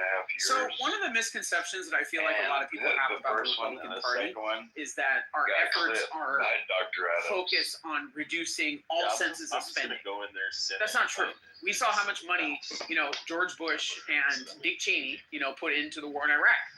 So, I mean, it's not a matter of Republicans are willing to spend money. Republicans are not willing to spend money on things that do not make sense. And their biggest points of contention in budgetary items that Republicans have held as their point of contention have been social spending, welfare. So, and all the things that fall into the category of social spending. That's a large part of the reason why people were having a conversation in the Republican Party about, relieving people of their student loans. That falls into social spending. So, I mean, again, it's not that Republicans don't want to spend money. We don't want to spend money on things that do not make sense and where it is negating people's personal responsibility in supporting themselves. Do you see what I'm saying? National security and developing infrastructure, we can all agree, are things that make sense. It's like having a house. You have a fully functional house for you to raise, your wife, your 3 kids, and you have all of the spaces that you need. Now your circuit breakers go out. You're gonna have to spend $30,000 to rewire your house. Meanwhile, your wife is asking to remodel the kitchen to put in Carrera marble countertops. So the way that Republicans look at this is rewiring the house is something that is a necessity. That is infrastructure. You need to be able to have a habitable living space that includes having electricity. But Carrera marble, that is something that is a preference, and where a lot of Republicans feel would be equivalent to social spending. All the frills, the incidentals, and things that people otherwise could support themselves in being able to improve their skills and abilities, be able to compete in the job market, and to be able to engage in a certain level of financial discipline to where they're not spending copious amounts of money on things that they cannot afford and otherwise asking the government to be able to subsidize where they're not meeting the necessity of the expenses that they created in the middle. Does that make sense, Eric? Yeah. They're like 10,000. I'm like, what? They're like, yeah. They're like 2 in the front, 2 in the back, 9,996. Did you catch the sit down with Trump and the mayor, Mayor Bass? Did you see any of that video? I saw parts of it. The ones that were highlighted on a lot of the blogs. No, but dude, your mama's so stupid. She thought Taco Bell was you're not going to be able to clean her for 18 months. Yeah. And then Trump was like, no, tomorrow. I was like, holy fuck. Yeah. So I mean, that confrontation was pretty monumental to watch. I think it was performative.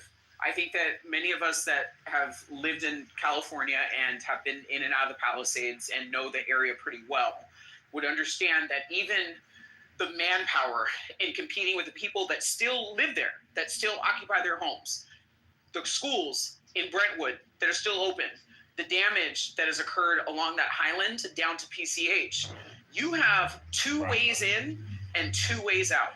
Okay, and in some places, if you're going from PCH over towards Sunset, that's 1 way in and 1 way out, and you're competing with a very valuable artery that a lot of people use to take their kids to work and to school. So yes, I do think that it is going to take about 18 months, not only to be able to clear all that rubble, but it's also going to take 18 months for them to do assessments on how safe is the land on not only homes that have burned, homes that have partially burned, but structures that are still there. There's been a lot of vegetation that's been compromised with the fires, millions of gallons of water that was poured onto that damaged vegetation in efforts to put out the fire.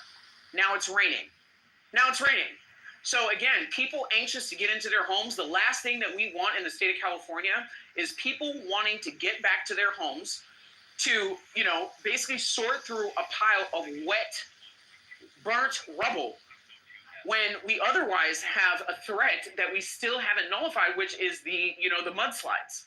So I can understand why they're taking their time of allowing people back in there. Now, Eric, I don't know if you mentioned or if you remember Bluebird Canyon in Laguna Beach. People were so anxious after that Laguna Beach fire to rebuild their homes. Well, guess what? A lot of those reconstructions, it was not permitted. A lot of the pilers that they were using were not secured in their foundation to the actual hillsides. And when the rains came, a lot of those homes slid down the freaking canyon. The insurance companies, right. So again, I lived on the other side of that canyon. So for me, looking at how people were so quick to rebuild, now what they had to do to nullify that damage, okay, is they had to raise the sales tax from 6% to 9% in that city. 9%. So I hear that people are anxious to get back into their homes, but as an Angelino living in the same city as the Palisades, because the Palisades is not its own city, it's a part of the city of Los Angeles. I don't want my sales tax raised because people are anxious to go in there to do things that they're not supposed to do at a haste and through emotions, not properly planning and thinking it through, and us to have to suffer the financial consequences of our consumer spending now being raised to make up for the losses where the insurance companies are not paying. Does that make sense? Yeah, it does. But one second, let me just back it up on the whole 18-month permitting thing. I could understand that it could take 18 months to get permits to rebuild up there on the island and throughout Palisades and even in Altadena. But I think that these people were just talking about getting in there and being able to remove stuff. That's what the fuck said, is that the guy was like, he wanted to start removing the damage, to just get the very first part of the process off the ground. No, they were saying, engineers were saying like 18 months to just even remove your shit, which sounds crazy to me. Yes, That's no, crazy. it's not crazy because again, some of those roads, even before this fire burned, you used to be able to drive up parts of the Pacific Palisades, and when an Amazon truck is coming down the hill, you used to have to pull into somebody's driveway to be able to let that Amazon truck pass. Could you imagine those bulldozers and a lot of that other crap coming in and out of those narrow streets while people are trying to assess, do property appraisals? The tax assessor is going to be there to reassess the structural value, to reassess, people's property taxes. You have insurance adjusters. You also have geologists that are coming there to make sure that the hillside is not going to tear down. They're going to have to shore up, parts of those hills. It is not the time for people to try to get ahead of their construction goals. And I think that is where a lot of people are not being practical and understanding that it's a matter of safety at this point. Yeah, but also too, when you think about it, look, I understand your points, but other people have made point what they're going to do is they're going to do a waiting game on these people, fucking drive these people out to where they have to get rid of land because they want to reshape and redevelop the area. And I think when you hear when somebody's hearing, oh, you're not going to be able to get into your lot for 18 months, I mean, it kind of, like that protracted amount of time does suspicious to me and does play into the narrative of the waiting game and trying to shake people out of their fucking properties. It's really not, because again, there's certain, it's really, I hear where you're coming from with that. However, I think that people are not looking at the mitigating factor behind the waiting game. It's not procedural. It is not something that is administrative. It's a matter of nature. You see what I'm saying? Yeah. Even if those people were able to get back into their homes last week to be able to start doing what they were trying to do, it is raining right now. Yeah, no, I get it. You could leave it there. I mean, I think your points are strong, and also it's really that's more of your wheelhouse. You know the inside baseball. I'm a storyteller. But can I ask you a real estate question about? Sure. Just a basic. Look, man, I got kicked out of my place because my landlord's house burnt down like he just gave me the notice a couple weeks ago. Wait. Oh, so they're basically. Yeah. So in the state of California, if the owner wants to return back to their rental property as their primary residence, then they can serve you with a 30 to 60 day notice, just basically letting you know.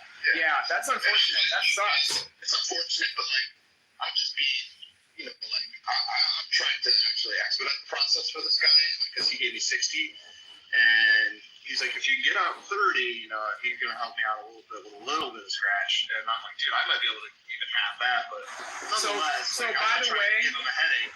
By the way, we're technically in the state of an emergency, so he should not be doing that. By the way, so we still have an active state of emergency going on. So legally, you're being very nice in this situation. Yeah, exactly. He's like a friend of a friend, and I've been living there since I came back after the pandemic. So it's been a real nice situation for me, especially. So where are you looking? Where are you looking to move? Well, that's what I want to ask you. So like, just something temporary for a year to figure out what to do, because I don't even know if the TV industry is ever going to come back, like, or the movie industry. It's fucked up out here. So I just want to give it another year. And you know what I like? There used to be it's called Ava Toluca Hills now. It used to be Oak. I was just going to recommend that off of Barham. Yeah. So my ex-girlfriend that I just broke up with, that's where she lived before we moved in together. So it's a great community. Ava is, Avalon Bay Communities is a pretty decent landlord. Is that the only one like that around LA? Because I feel like there's nothing else like that around LA. You also have the Pearl in Marina Del Rey, where it's actually an old Oakwood property that they, have sold. It's a little bit more expensive, but yeah, there's the Pearl in Marina Del Rey. Are you looking for a 1-bedroom, a studio, 2-bedroom? Like, what are you looking for? Well, we're looking at 1-bedroom, 2-bedroom. Okay. You also may want to look at the Hollywood Ardmore. That's another one too, where it's very reasonably priced. It's a high-rise. So they're located in Whitley Heights, which is, in close proximity to the 101 freeway. So you can jump on and get to Burbank. Dude, my first ever place at Hollywood was at Franklin and Whitley, so I know exactly where you're okay. Nice. Ardmore, yeah, I'll check that out. Nice. Look, it's kind of funny because before my lady moved in with me, she was living at Ava. So it's the same story. We had a similar story. But, I'm still with her, so that's kind of why we're looking at it. And it's like, we're looking at a lot of these other, hamster cages, and it's just like the floor plans are so fucked up, fucking weird. And it's like the Ava feels nice because it feels like you're stepping out of your front door and you're almost stepping out into the outdoors. Right. The top of it just sits up at that hill. You can walk to the Hollywood sign trail and. Yeah, you literally can get on you can literally hike the Griffith through the back hill there. You know it. Yeah, exactly, dude. Yep. Yeah, that's probably where we're going to end up, because I don't think there's anything else like that in LA. I mean, 2 pools, tennis courts. I mean, it's a nice place to just kind of chill. So you're looking for more of a resort style setup. So you're leaning towards a 1-bedroom. Do you mind sharing your general budget? Football coach, the academic advisors. This is actually a funny story. You may this may fall into something that you kind of not agree with but understand. My counselors never sent off much butter crackers. He needs to be preparing trace charts. He needs to be preparing. A is for apple. And get ready for first grade teaching tomorrow.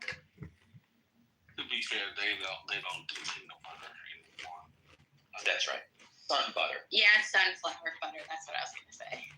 That's what he needs to do. And the only reason why I say that is because the man treats people. I mean, people say, I'm an asshole. This man is aggressively mean for no reason ever. Exactly. His opening, he starts off. You would think that he was a tenured professor at Northwestern. You would think that he was a lawyer who was admitted to the bar in California or New York. You would think he was a high-level executive. You would think he was a manager at Goldman Sachs.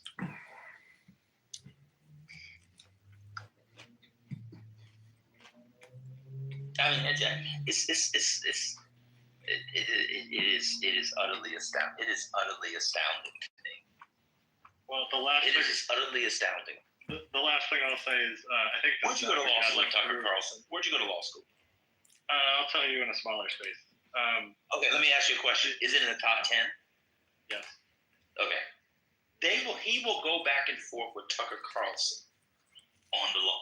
This is a man, I'll never forget this, that went back and forth on constitutional. Yeah, I don't think you saw this. This man went back and forth with Steve Crone on case law. Does anybody remember this? I know. Are you talking about the man I didn't know? I remember that. Yes. Steve Crone not only went to Chicago Law School, which at his time, and now he's the top one or two. He clerked for 2 Supreme Court justices. The most famous federal judge in America. And he had the audacity to go back and forth with him, not on like opinion, but like on what the court has ruled over time. Like on actual fact. A man, as Odie said, that didn't know Chad was a country in Africa. I'm done speaking. I think this is after Gad left the room, but I was just floored today when he did not understand the distinction between Jim Crow laws in the United States and affinity groups on college. I was just floored. That was a literal conversation I had today. Wait, didn't he also not know the difference between Great Britain, England, and? Wait, hold on. No, that was TC. Hold on. Okay, got Wait, him what? confused. My bad. Hold on, explain this again.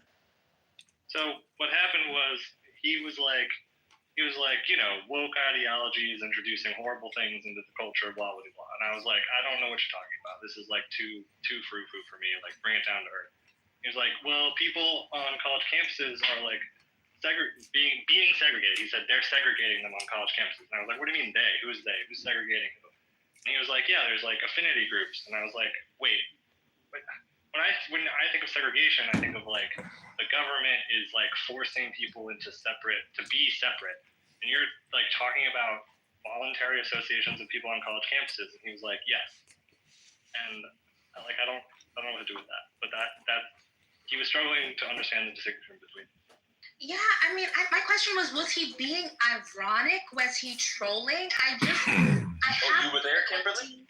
I was there for a good part of it. I just have difficulty comprehending a Black man who seems to be 35-ish, 40, accepting wholesale the worst interpretations, the craziest right-wing interpretations of DEI.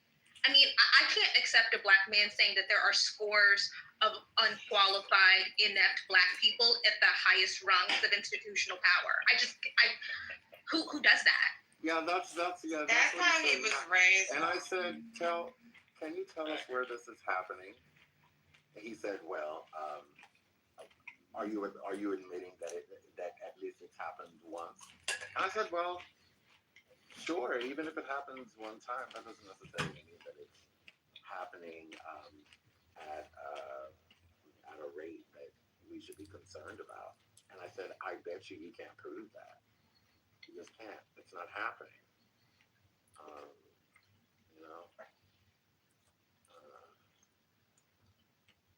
So he had two other mods.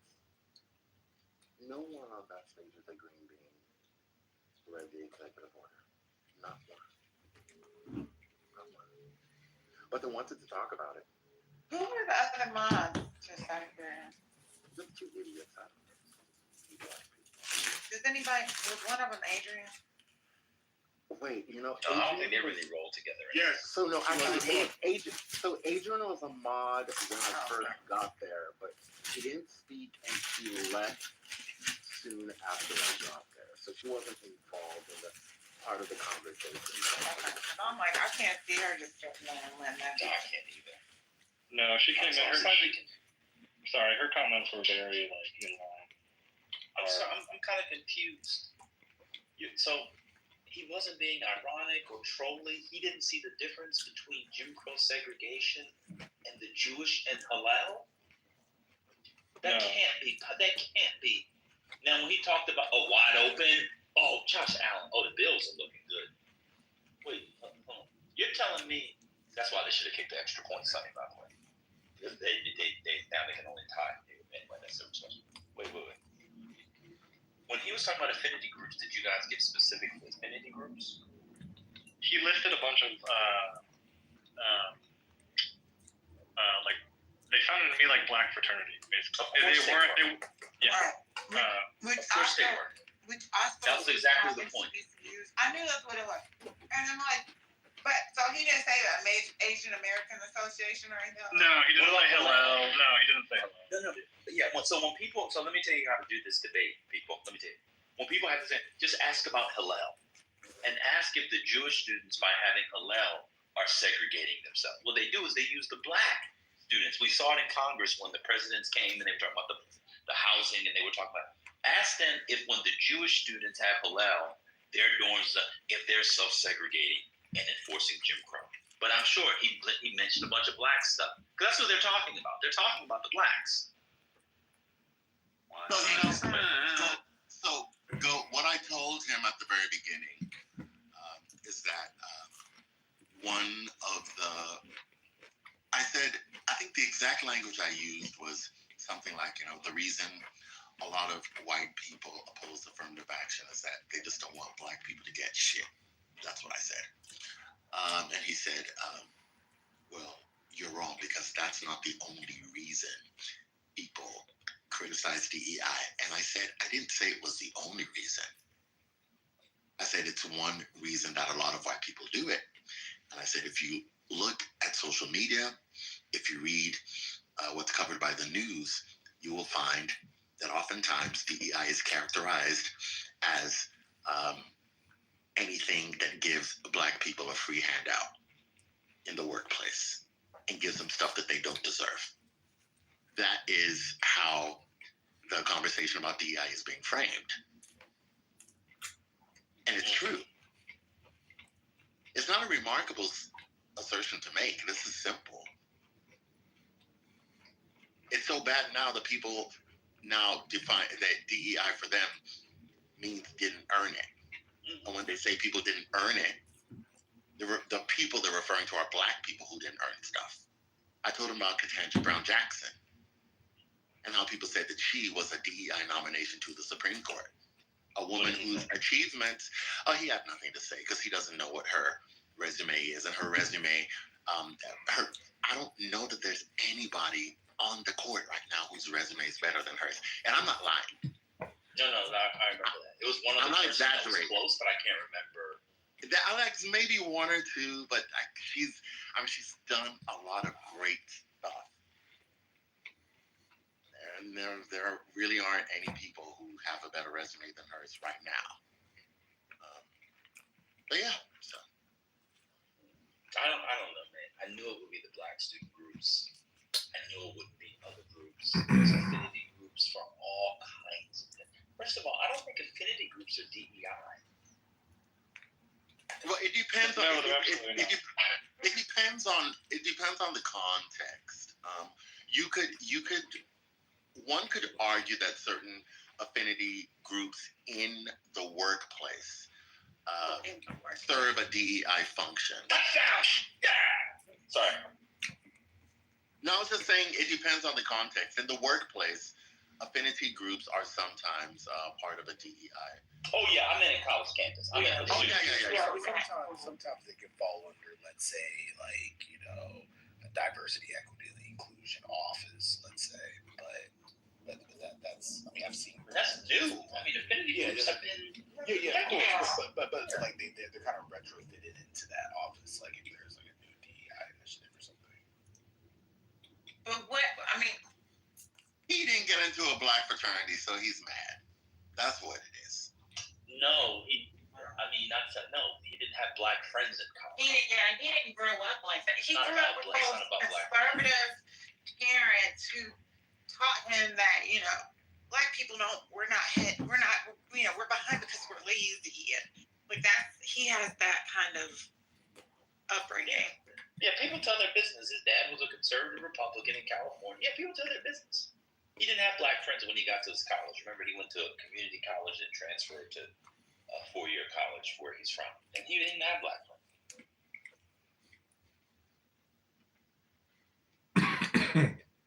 But yeah, I don't.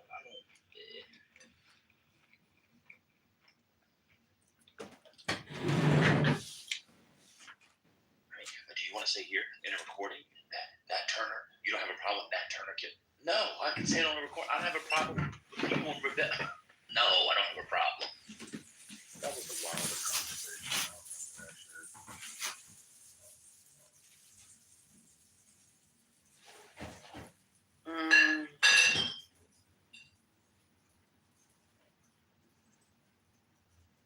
I mean, I don't know. Someone put RJ put Larry Elder in the chat.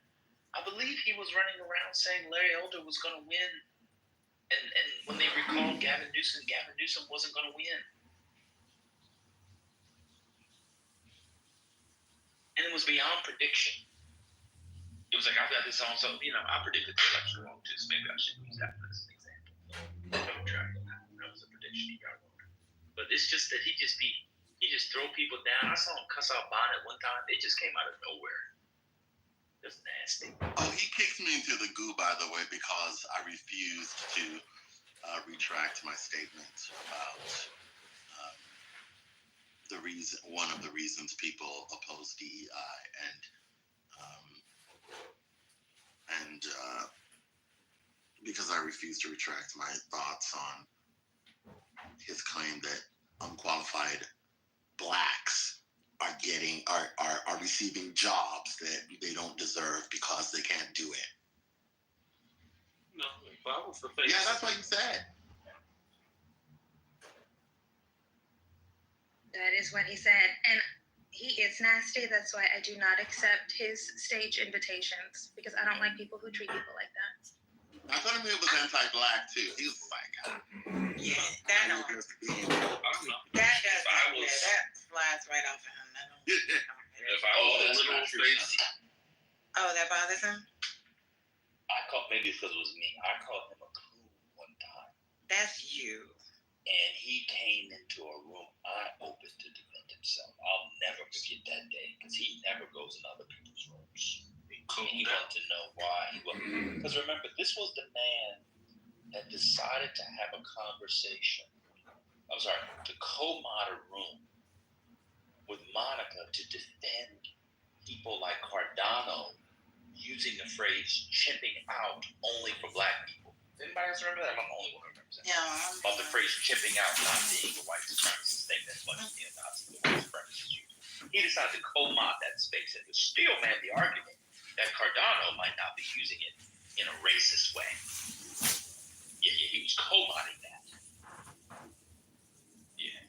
Y'all remember when Cardano came and started saying chipping out, and Monica and people started using it, acting like it wasn't racist? It's a lot of stuff that happened in these 4.5 years, y'all. Exactly. That's why when people are like, oh, Monica, she hasn't ever done anything racist. I've never seen her. I'm like, ain't nobody about to go back 4 years worth of racism with this shit. Like, everybody knows that she's racist. I mean, people that don't even fuck with each other all tell you that she's racist, but you need some more proof. Get out my face with that. But I'll be honest with you, at the same time, I don't find the constant piling on of her at this point interesting. interesting. I just ignore And her. Patty, Yeah. exactly. I- Patty says, well, just ignore, And if you want to have a convo, you can have a convo. We remember what she said in the very beginning about the Puerto Rican Day Parade and the blacks and the shooting. Because she got in an argument with, what was his name? Riley. You remember Riley? Yeah, like The civil rights lawyer. Yes, she got an argument with Riley, and she was saying it was black people, black Twitter can get your people because it happened on weekend. That move that Travis Kelce does every time he catches, where he puts his foot in the ground and does that little. After 14 years, defenders still fall for that shit. He's gonna turn it upfield the other way. But anyway, he had said like Black Twitter, come get your people or something, and I think it had happened on Juneteenth weekend, but it was at the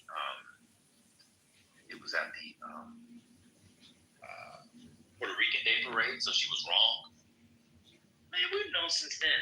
But going back and forth and yelling at her, and that actually makes it worse. It's if you ignore him just for one, she just leaves after 20 minutes. She does, because she loves the attention.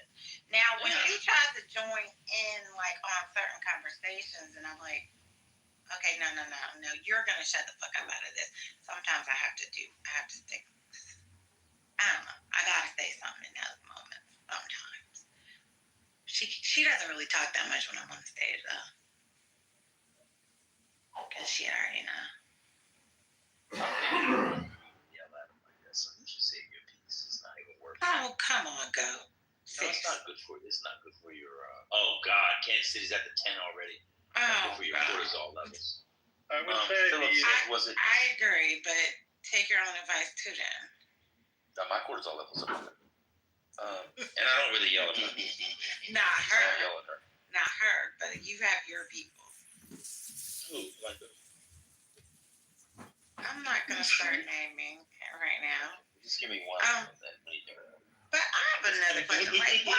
Why does Matt want to come in here and watch the game with us? Like, I just don't understand. I just would like to understand.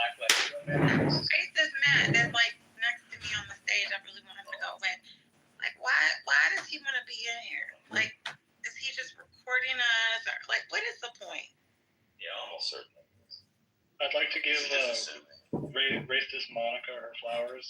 She's contributed one thing to my life, which is she's made me think deeply about how I feel about people who say that they've read things when all they've done is watch videos. It's